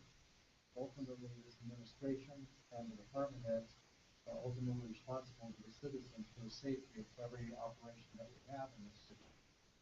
And I feel pretty confident that not only in this issue, but other issues that we never hear, the hundreds that come across their desks every single year, that they're taking the primary position and perspective that public safety is of ultimate importance to the city and each department, each member of the staff and personnel of the city. And I think when we get into this level of detail as a commission, I think we're off base. I don't see this issue as certainly a safety issue, but I'm confident that this fire department can work it out within this fire department, come through all the decisions, and it puts the commission, in my opinion, again, in an uncomfortable position of making an adjudication where we're not really in the position to make that type of thing. So that's my perspective on this issue. I'd like to move forward. If there's no other discussion, I'd like to have roll call. Chairperson Bennett. Yes. Commissioner Hoagland. Commissioner Stern. Commissioner Friedman. Motion passes. Action item C, discuss participation of Livingston Police and Livingston Fire in a joint effort with Park County Sheriff, Park County Rural Fire, Park County Public Works, Livingston Memorial Hospital, Park County Fire Council, and Livingston Park Company 911 for the immediate replacement of critical pieces of the public safety radio system. Mr. Meeks. Mr. Chair, I'm distributing some information that I think will improve our conversation. So, Chief Rainey, our police chief as of a week ago, approached me late last week with final details regarding some efforts that have been ongoing between various agencies that you mentioned. Basically, at the beginning of the summer, at the beginning of the summer, and actually a little bit before that, but at the beginning of the summer, we began to experience significant problems with our radio transmissions among all of these various agencies, both in town and in the county. And so investigation was began. There were a lot of theories. Well, maybe it's because of narrow banding that we had to go through the narrow band channels. Lots of different other theories. We got a consultant to come in industrial communications, I believe. They actually did some on-site inspections and went up to the towers, went up to the antennas. And what they've actually found are some very serious issues like broken antennas, like radios that are inadequate for the types of duty that they are being called upon. And they have made a number of recommendations to our local public safety group, including folks on the page here, for some immediate things that need to be done. Basically, for new repeater base radios, some improvements to the radio site equipment and grounding, how, for instance, the antennas are broken. We have some broken antennas that affects how well you can transmit. They're not properly grounded, and the electronics aren't haven't been properly installed. And then we also found out that some of our FCC licenses are about to expire, which would be our ability to transmit legally anyways. So that being said, in a rather, I think about a 2-week period of time, these agencies have put together a response to industrial communications, which basically allows a cost sharing that would fix the immediate problems to protect public safety and citizen safety through our communication system. That's what you have in front of you this evening. If you look at the first 2 columns, you'll see the expenditures.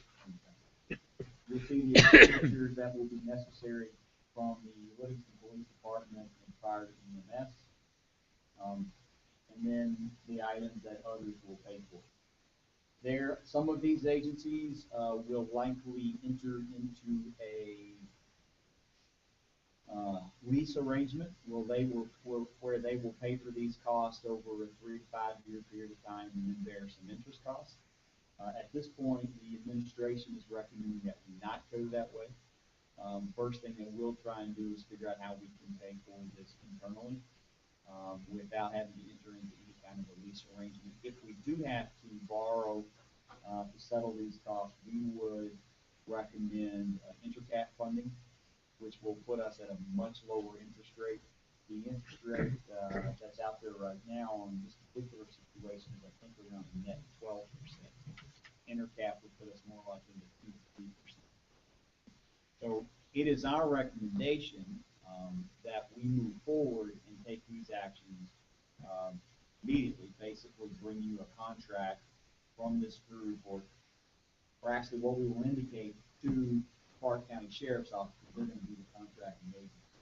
We'll indicate our participation in the effort, and then we will either figure out how to pay for it internally. If any kind of financing is required, we'll come back to the city commission, obviously, and make you aware of that. I guess basically what we had hoped to do tonight is just make you aware of this situation, take any comment or input the city commission wants to provide, and make sure that there is no objection with us going ahead and providing information to the sheriff's office that we are going to participate, and then we'll figure out how to pay for it, hopefully within the existing budget. And we'll be able to do that, even if it keeps down some of this. So you're looking for, from us tonight, direction to move forward with this. Yes, sir, Mr. Chair, just the city commission's approval that we move forward in this arrangement. And the reason that's important tonight is because they need to get started ASAP. But I don't have a contract. I didn't have those typical things that I would bring to you because of the urgency of this issue. So I wanted to go ahead and bring it to you and say, get a more or less a concept approval. And then we'll follow up with contracts and other pieces of information as they become available. Thank you very much.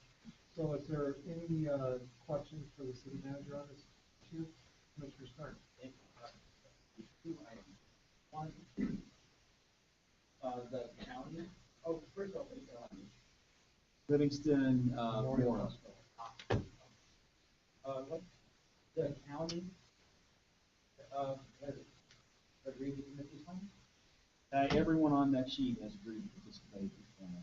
So, we're stating that I'm fully in support of this and fixing this stuff up and getting it right is paramount importance. So, I'm supporting it wholeheartedly. Especially knowing that these other organizations are all committed to funding it. The second question goes a little bit beyond the scope. We've talked in the past about some sort of comprehensive plan for the dispatch. We've been in the project on that. So the dispatch RFP is out. Yes, and that's specifically for Park County and City of Livingston. That's correct. That is the planning study that we had budgeted to do. That RFP has been class indicated to close on Friday. Did anything ever come out about collaboration? You know, we took some stuff from them, but not a lot of them. So the RFP is out now and The RFP is out and it closes this coming Friday. Has been out for some time. that's good. The the 911 fund, did you get the funds from the dispatch? That will come from 911. From the part that we don't fund. Was that separate from the dispatch? Yeah, we have the dispatch fund where we put in half and the county puts in half. And then we have the 911 dollars. The 911 dollars are, By your cell phone. that's right. Funded by your phone. And so that's where the 14,000. All right, thank you for that. Yeah, I fully support this. I can see what's coming out of that. Thank you. You're welcome. Mr. Holcomb. So, so we're looking at just the first two columns. That's what our That's correct. portion is $12,151. That's correct. And the reason that some of these other columns are so much larger, depends on geographical territory, plus, for instance, the Clark County Roads Department, they're adding a whole new channel that wasn't there, repeater that wasn't there before, just for their operation. So ours are limited to just our portion of these. As Jesse's aware of this, right? Jesse's very aware of it. She giving you any indication besides the size? Where, Not yet. realistic one? We'll continue to look. Okay, so, we have action, is there any public comment on action item C? Any public comment? Is there a motion from the commission to direct the administration to proceed and to bring back a resolution for? I believe that the recommendation to proceed with that one. So that's the place. Yes, sir. Second. Okay, so a motion by Stern, second by Friedman. Further discussion? Good. Board, roll call. Chairperson Bennett. Yes. Commissioner Hoagland. Commissioner Stern. Four. Commissioner Friedman. Motion passes. Action item D, discuss, approve, deny change order number 4 regarding the 2013 Main Street construction project. So, Mr. Chair, I'm gonna ask Mr. Holmes and Mr. Thompson to come to the front of the room for us. Basically, as the city commission is aware, the city undertook our Main Street project as our 2013 CIP project. It then continued over into the spring of 2014 when we had to demobilize and had a shutdown. Based on a review of some of the costs outside of the bid budget that were incurred by the contractor at the city's request, and as the project flowed, we are now having in front of us change order number 4, and I'll ask Mr. Holmes and Mr. Staley to explain a little bit more in detail. I would say the bottom line is this. We are satisfied with the contents and the work of change order number 4, and if the city commission approves change order number 4, we are still $126,000 under budget as compared to the budget that we had set out for this project. So, that being said, Shannon, I'll let you. I'll say that was very well said. There's not a lot that I can add to that, other than, this change order number 4 is in the amount of $2,750. For a variety of work, project that could fall outside of the basic work. Sales, debating around some of our facilities, gravel distance, water, the side, the side, that's the law, that's a number of things that the Thompson has done an excellent job, has spent a lot of time on this story that has flexed this amount for this thing to be able to put a lot of time into holding them to what they're entitled to.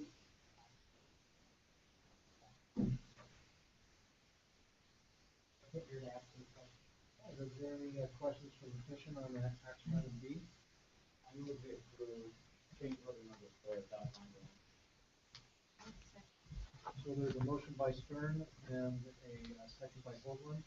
One question of what people? You approve action item. Okay. All right. So the commission discussion, Commissioner Stern.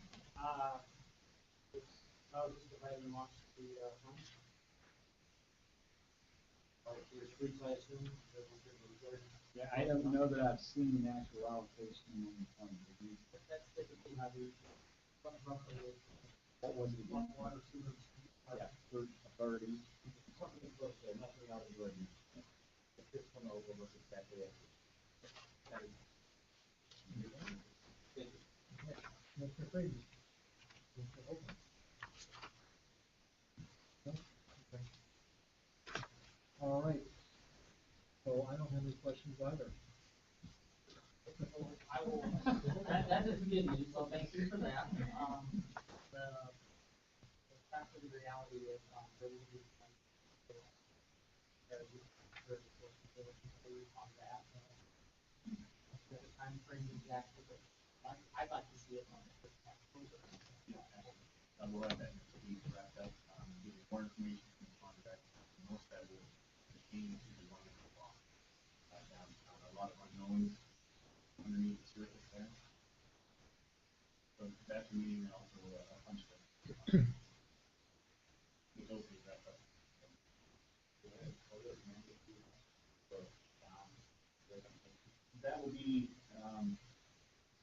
off memory, close to $50,000. The larger one, but, you know, a lot of unknowns.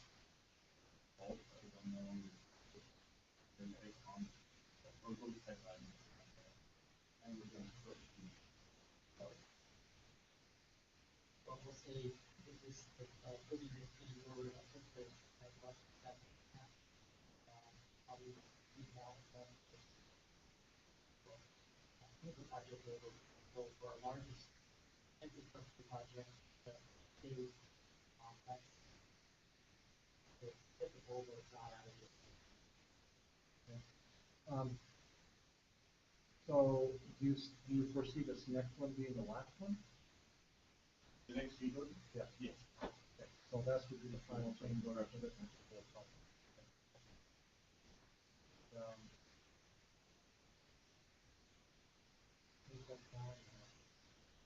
So altogether, you're saying 11% close roughly as well, it is a large project. It isn't always part of the town, unfortunately. I just think that you listen to whole Yellowstone bus tours run down play, which is very interesting. A lot of history there. And I can see you guys were taking up a lot of history there too. Pretty funny old bones and that's all right. So we do have a motion in a second. Is there any public discussion on this change order? Public discussion. Public comment? None? And we have roll call. Chairperson Bennett. Yes. Commissioner Hoagland. Commissioner Stern. Commissioner Friedman. Four. Motion passes. Thank you very much. We appreciate it. Thanks, Shannon. Thanks, Kurt. Okay, so we have one last item on our agenda. Is action item E, which is discuss the administration's strategy for moving railroad underpass project forward, funding alternatives, timing, advocacy, parallel activities. City manager will present. Mr. Chair, thank you. So at the last city commission meeting, Commissioner Stern had asked about this, and I think I'd actually indicated that we would be having this conversation on the 16th. I moved it up because after subsequent conversations with DOT, it would appear that we're not going to have their letter all worked out until our first meeting in October. So that being said, I didn't see any reason to put this off to another meeting. What I've tried to outline for you, and I certainly make no attempt to cover every single detail of the process, but basically tried to give the city commission an outline of some of the important items to keep in mind as we move forward, and then what some of the strategies might be as regard to bringing this project to construction. So for a very quick summary, and I'm not going to read line by line, but we expect a decision on the Tiger Grant before the end of September, right before the end of September, probably within the last week of the month. Obviously, if the city were to receive all of our requests on the Tiger Grant, then we move forward to the next step, fill out the paperwork amount. If we don't receive the full amount, then we would have to make a decision about how we wanted to fund whatever was remaining, and that's a very similar process to what we would do if we don't receive any type of funding. Basically, what the administration has committed is that if we get the bad news that we haven't received the Tiger funding, then we will complete our research in terms of what some of the alternatives might be for the city government, and sort of some estimates and projections on what those costs might be based on current market interest levels, whether we would go to bond or different things like that. We would also need to become more politically active with regard to enlisting the help of our state delegation for some type of direct assistance through the 2015 Montana legislature. That's a little bit problematic because we don't know who our folks in the 2015 legislature are going to be in some respects. There's a good piece of that waits until post-November, but absolutely we could be getting a lot of that information ready and have it in hand. Again, the goal would be, as I outlined in the memorandum, that during the month of October, we are having conversations as a group, probably at least one or two special meetings, discussing the alternatives that are out there, discussing city commission's comfort or discomfort with several of those types of things, and beginning to put together a more detailed map where we go from there. Again, that then ends up in the hands of our state elected officials, it ends up in the hands of our federal elected officials. Also, after November, we have a much better idea of what the federal scene is going to look like, who's in control of the House and the Senate, what the political environment is, and how that bodes for us requesting some kind of additional federal appropriations. I've had preliminary conversations last week with Senator Tester's office. They will certainly, as will the entire delegation, help us size up that environment. And if it is a meaningful exercise, they would be willing and actually excited about the opportunity to host the delegation to DC probably in the spring of next year, late winter or the spring of next year, if there can be a foreseeable purpose for that visit. So we've already began that process. I also mentioned to you that we are currently, at this moment, we're actually finishing our utility relocation design process. And what this helps us do is have a very good understanding of, if we go forward with this project, where existing utilities are and where they will have to be moved to allow the project to go forward. That is a separate contract that we've been underway with Dell HK, thank you, Shannon, I get lost in the alphabets. And they're wrapping that up. In fact, I think Tony sent us preliminary drawings today. There you go. Shannon has my copy. So you give the detailed review and tell me what I thought about it. Okay. Yeah, so again, even that process hinges a little bit on the Tiger grant because it could give us some further direction about if further economies are needed. And then later on this month, I would expect that we will be paying an arranged visit to MRL in Missoula, attempting to start the process of a memorandum of understanding with MRL, just to make sure that we can draw a box around the things that are expected of this project and the things that the railroad that are really outside of this project. And they have indicated that, certainly a willingness to work with us on that. The only other item I would bring to your attention is, as we finish up this preliminary design stage with DOT, that basically allows us to hit a pause button, if you will, on this project. And one of the advantages of pausing the project at this point is that we have a 10-year clock that's running from the time that we took the first appropriation. That 10 years would expire on June the 30th of 2021. That would be expected project completion. Except when we start the right-of-way acquisition process, that clock restarts. So if it takes us a year to get the funding in place before, even if the local effort, before we start right-of-way acquisition as the local effort, we basically bump the clock out another year. It was actually to our advantage to hit the pause button, find out what's going to happen with the Tiger grant, based on what happens or what doesn't happen. define a local plan for how we want to move forward. Then work that funding plan until we have agreement. And then we start the process at the right-of-way acquisition phase so that we allow ourselves fullest amount of time before we restart plot for another. So, anyways, that being said, I'll certainly take any questions and as I said in the memorandum, I'm open to any suggestions the commission has. It's not that this I'm not a great expert on building railroad underpasses with federal funds, so I'll take any suggestions. Okay. All right, commission, any questions or concerns, comments, Commissioner Stern? Thanks, Edward, for this. This is exactly what I was hoping to see. Thank you very much for that. Thanks for putting it up. I'll wait for that letter and I'll put it up right away. I got started. One question of clarification, the right of way process, you said put it on pause until something and it'll start again.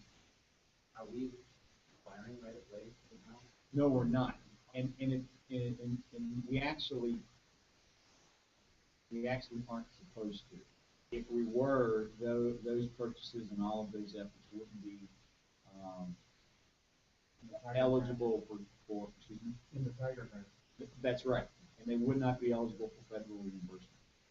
So it's kind of a forced pause button. What we're doing right now, the things we are doing is just designing where we would move the utilities to. And that helps us get one step further if we get To identify the right of way. when we get to the right of way process.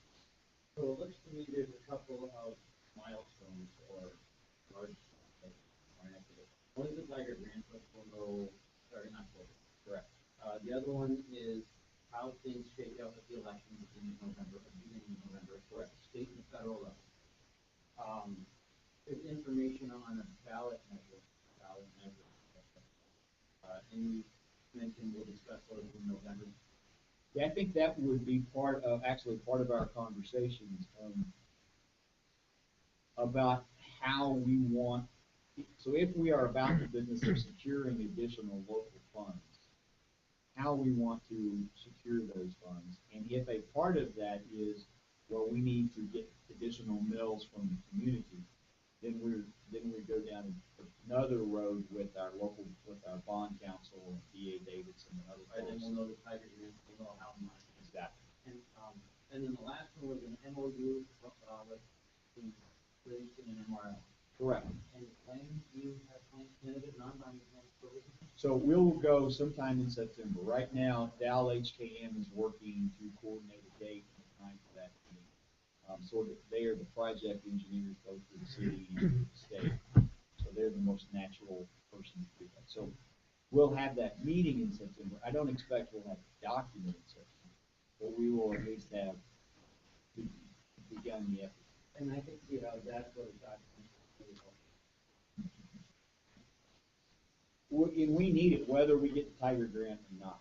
We need that to know what we've drawn the box around in terms of railroad infrastructure that the project's going to be responsible for and not. All right, well, that's great. So here are some pieces that we've been tracking and I look forward to having. I think the solution, I mean, it would be great if I did the Tiger Grant paper. Chances are we're going to have to cobble together solutions for many of them. And we might even have to get creative on how we structure the ballot measure. To some extent, asking the community how much they want to take. With that being said,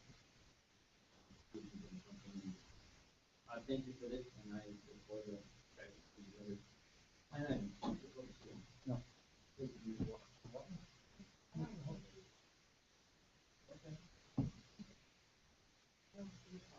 That's okay. People might be. I think this document too, you really help. So it just gives me a real good idea.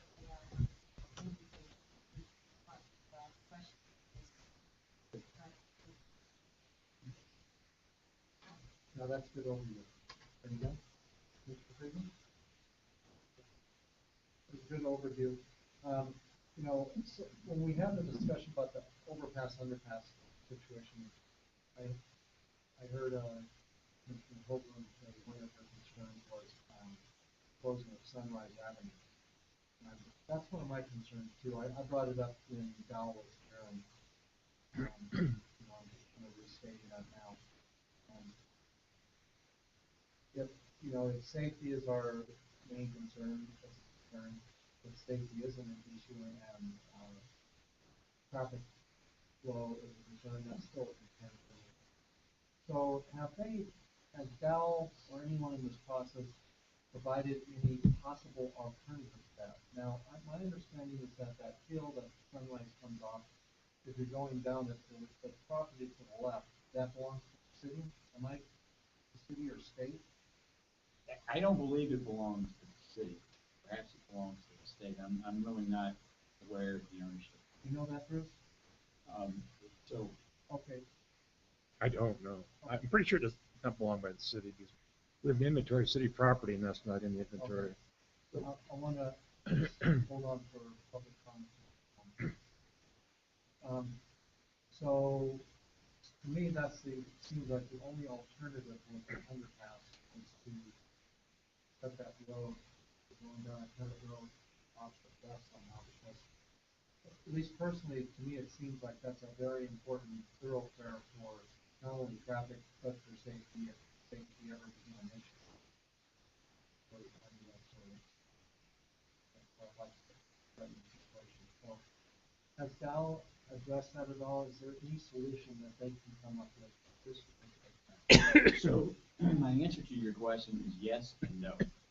Okay. Yes, I asked Dal to go back and take another look at Sunrise, and they did. And they came back again and said no. The grades, the steepness, the way you would have to design a road, they just don't see how you can do that and meet the requirements that would be necessary for state transportation cabinet.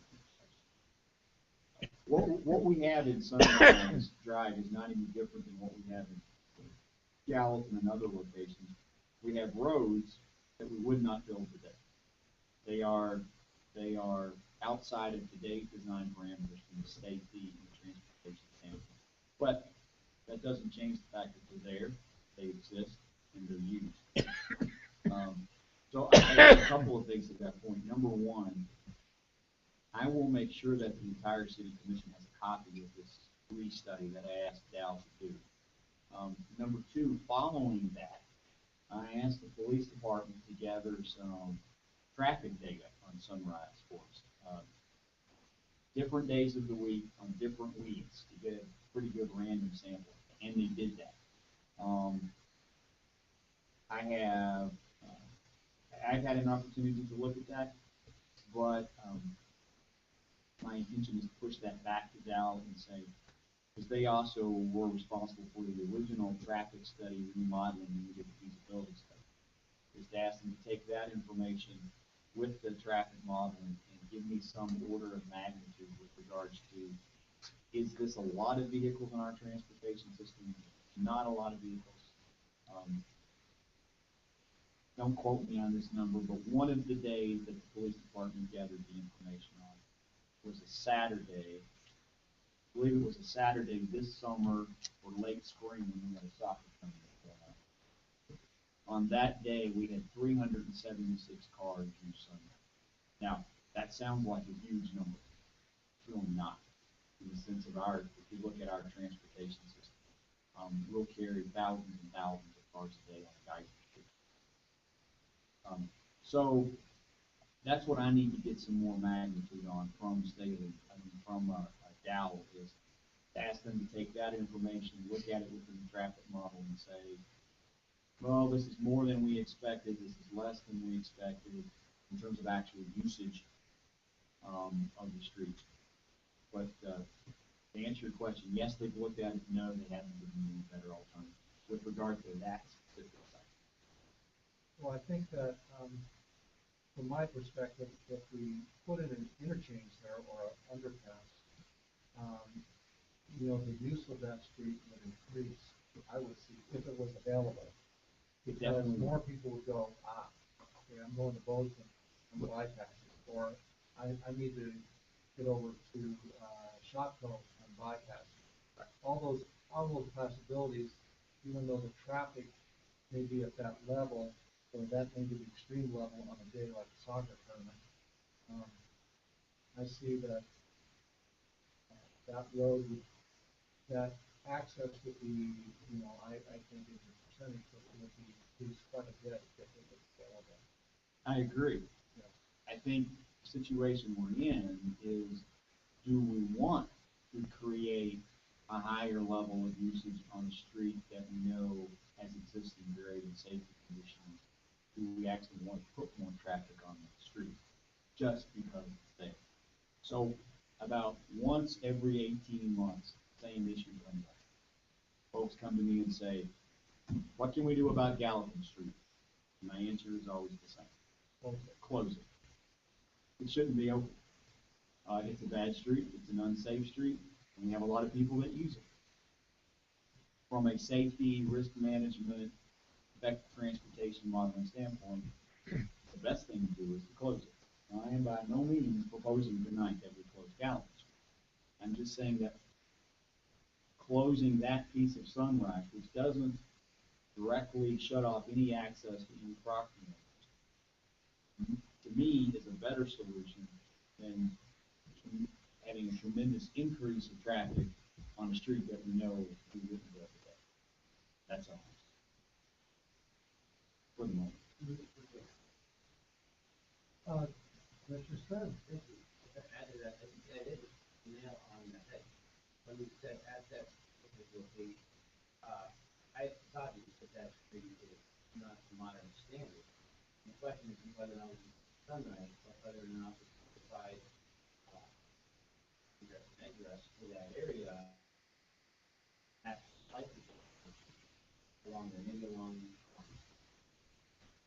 our road. I don't know, on the backside of the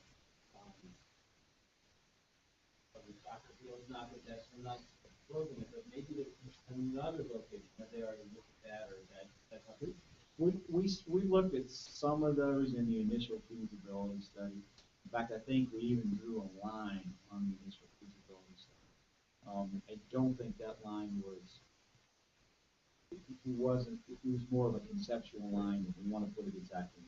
I think we're considering as we move down the capital lane, we move down the capital. Yeah, I think it actually is, and to Commissioner Chairman Bennett's point, I think it's an excellent point.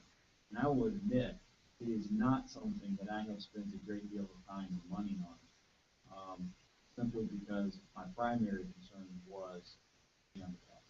But it's always been in the back of my head and in the back of all this planning effort that if this happens, the next step is we have to make that other connections. Or at least see if it's possible. At least see if it's possible. And I've had my, not being a transportation expert, I've got my ideas, but that's one place I have hesitated to even bring them up until we get through this. My last comment is that I'm not advocating closing Dallas years ago.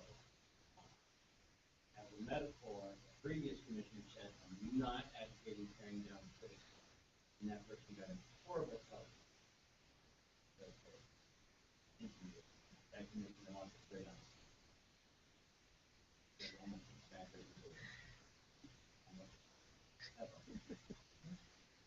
Further, Mr. Thomas? Mr. Holden? Okay.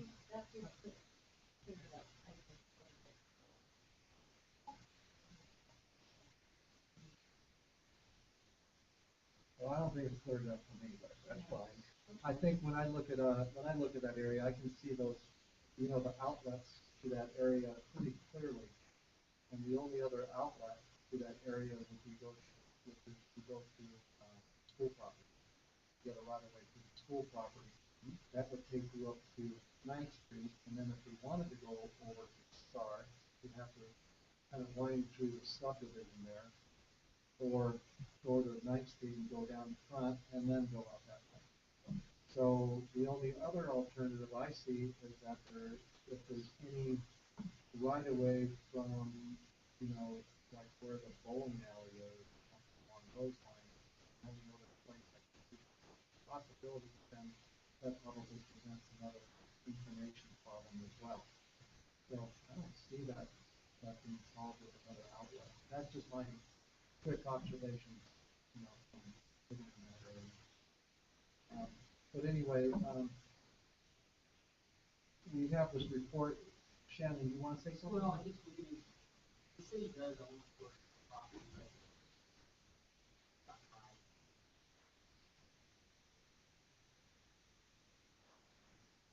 Now,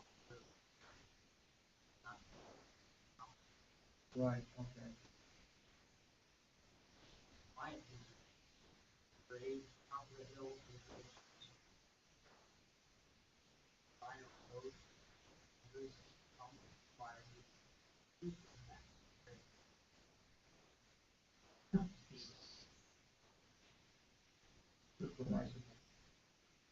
Okay. Public comment on this issue? Public comment on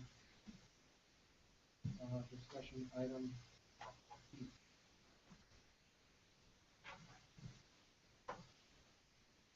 Public comment? If you have public comment, come on up, say something. Steve Coase here again,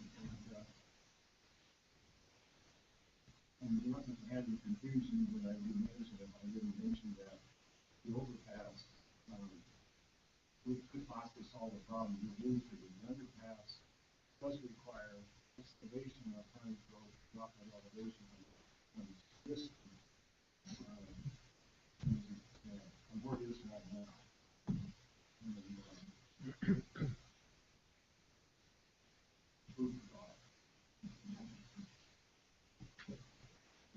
Yeah, I know that you don't have final things on that, or grades or anything, but when the grade in those streets have to be raised?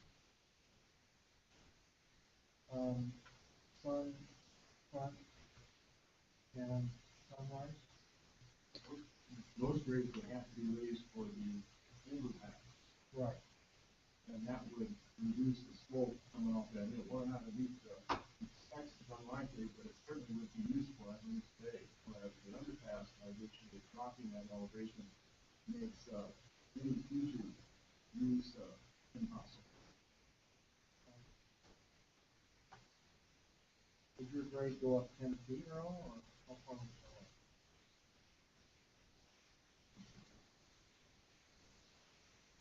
Can answer that. Like George told me once that it goes up.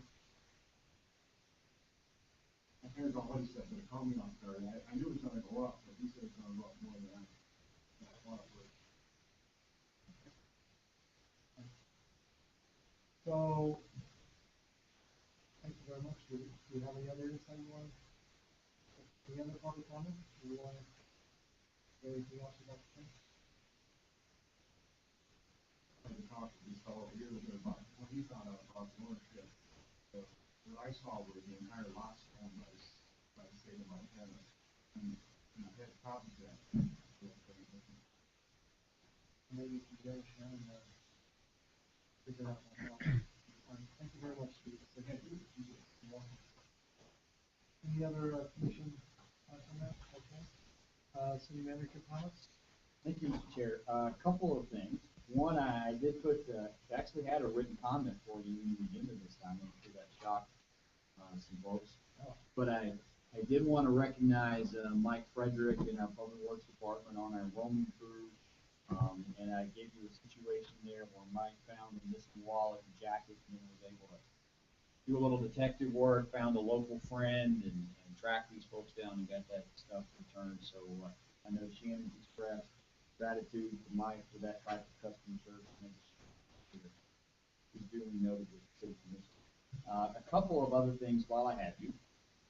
One is that, as the city commission is aware, we took bids for our View Vista sidewalk project. And this is the project that was going to go basically from the Enterprise, and at our change, to 8th Street, right? Those bids did not come in as well as we would have liked them to. And so the bottom line there is we are going to reject those bids and rebid in the spring. The school system has been made aware of that. I'm reminded of that as recently as today, and they don't have any objections, and so we will continue to work with them, and then we'll rebid this project in the spring. We just felt like what we saw was not a responsible expenditure, and we'll go back and do that again in the spring. The other thing that I wanted to put something in your hands this evening. So, that's the first one. So, we are getting very, very, very close, actually within the next week, to beginning our transition process of moving the city finance department to its new business office downtown. We have attempted to put as much, put information out there through our traditional channels.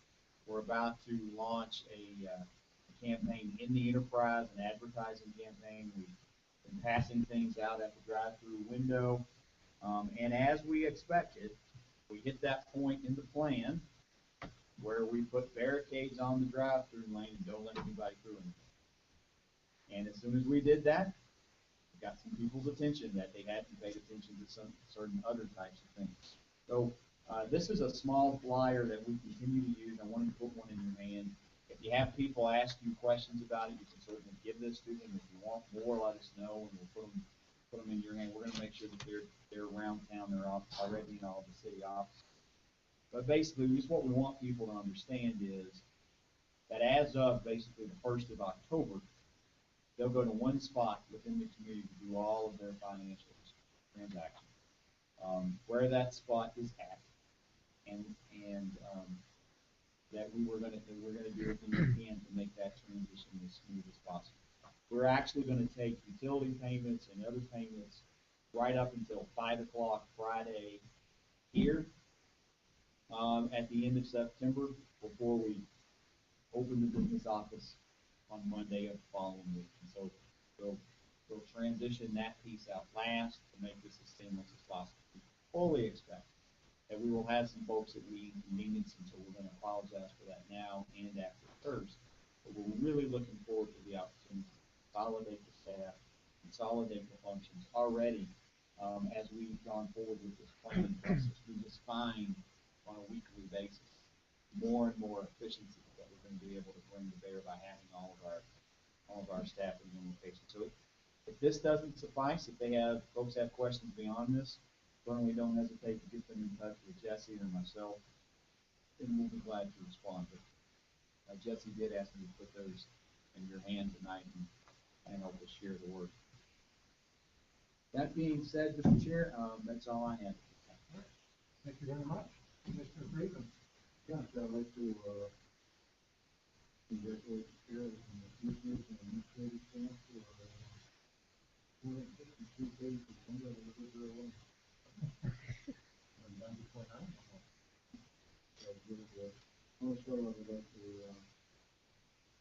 reach out to the schools open and all the sports programs down, and we just those folks that just all in.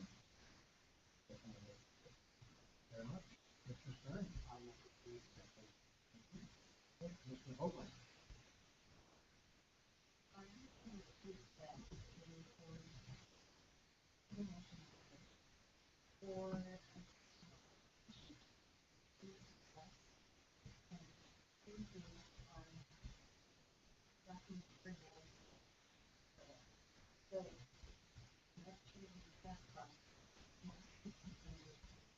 But we want to refine the document.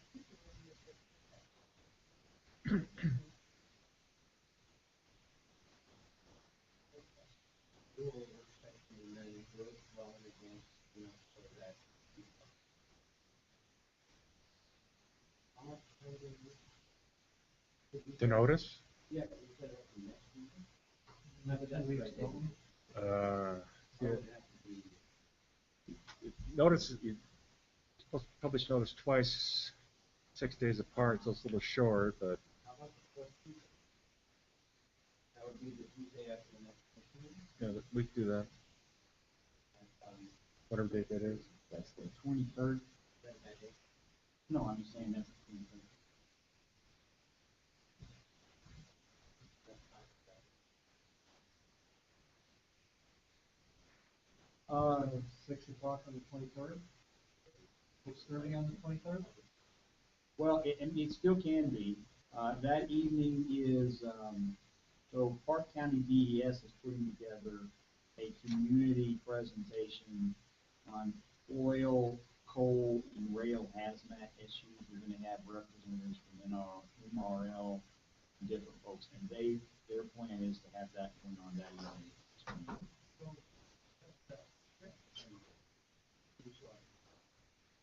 This is especially with you and timelines point. Yeah. You can't discuss any issues about anything Personnel. The, just the timeline point. Right, in process that we don't want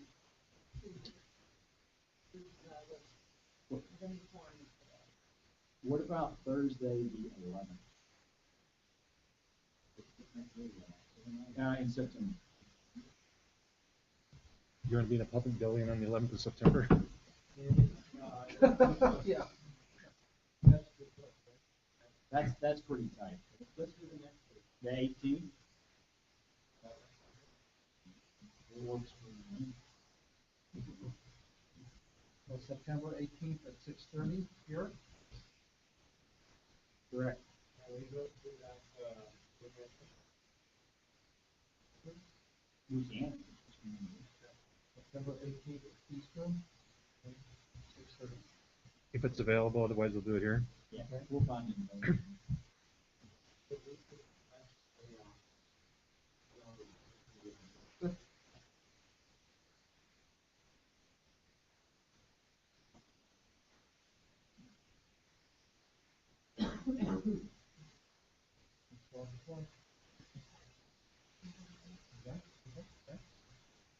All right, let's see, a couple things for me.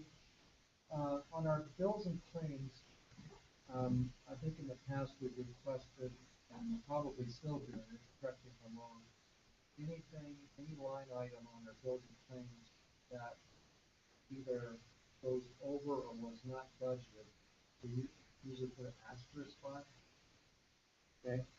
I don't know if we've been doing that lately or not, but, I think the system does that automatically. Right, Okay. when a line item is overspending, I think it presses an asterisk. Well, asterisk at any one, okay, if you would just double check that.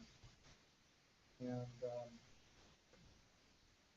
would it be difficult or problematic to indicate whether it was like a non-budgeted or an over budgeted? Or something, would that be problematic or something you consider? Are you asking them? Yes. If that's something the city commission wants, then certainly we can do it. Well, why don't we just see if we're still doing the asterisk? Yeah, I mean, what I'd like to be able to tell you is that there's a way for us to manipulate the system for that automatically. Right. And then if we have to go in and do it by hand, then that's another answer. That's problematic. But if the city commission wants that, we sure can do it. But let me research both of those. Yeah. And get back to it. Yeah, thank you very much.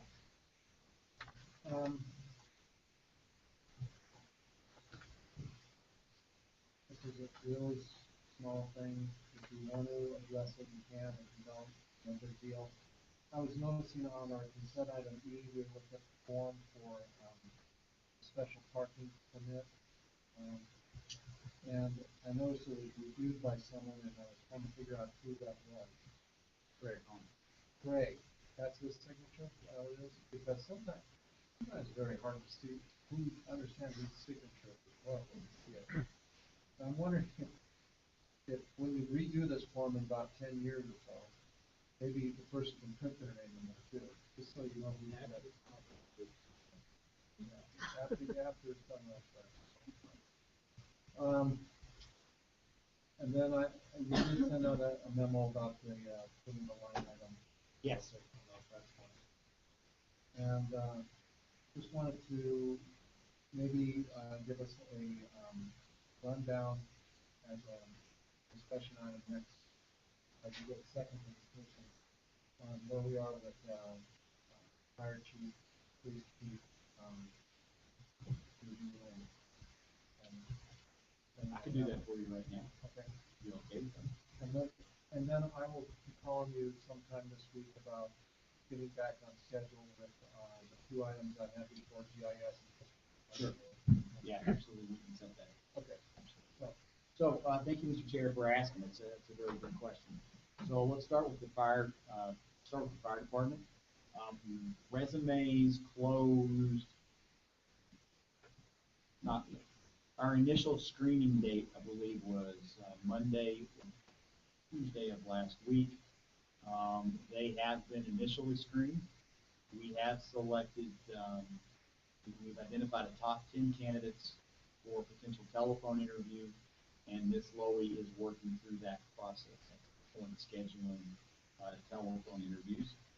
I would expect we'll probably interview at least do a telephone interview on at least 5 top 10. We haven't finalized that.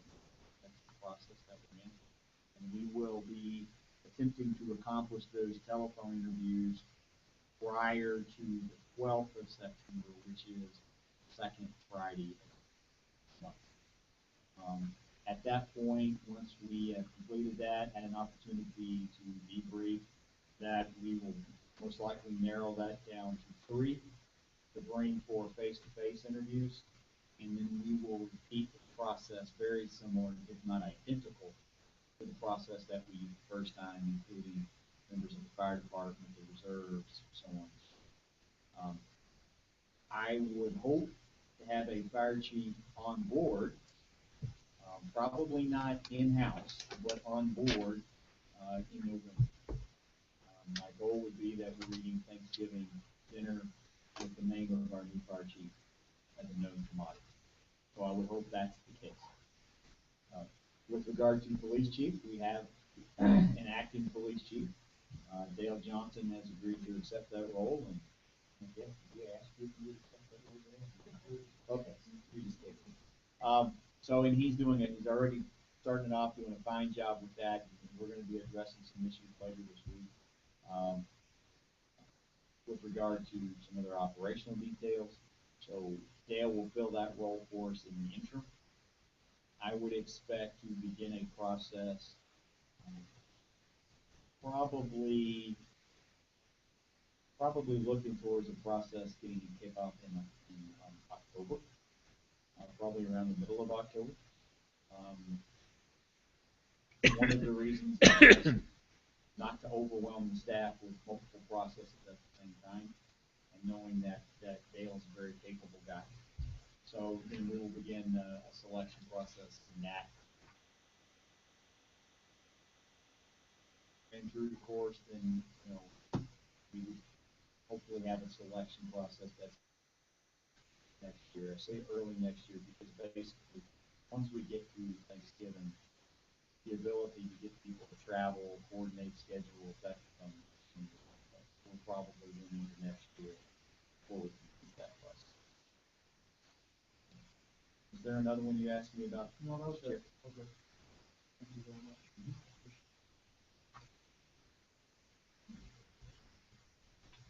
Okay, public comments. Any other public comments? No? Hearing none, I will entertain a motion for adjournment. Moved and seconded, all in favor? Meeting is adjourned at 9:02 p.m. We got 28 minutes left. I know. Well, we have to put all the equipment away, so. All right.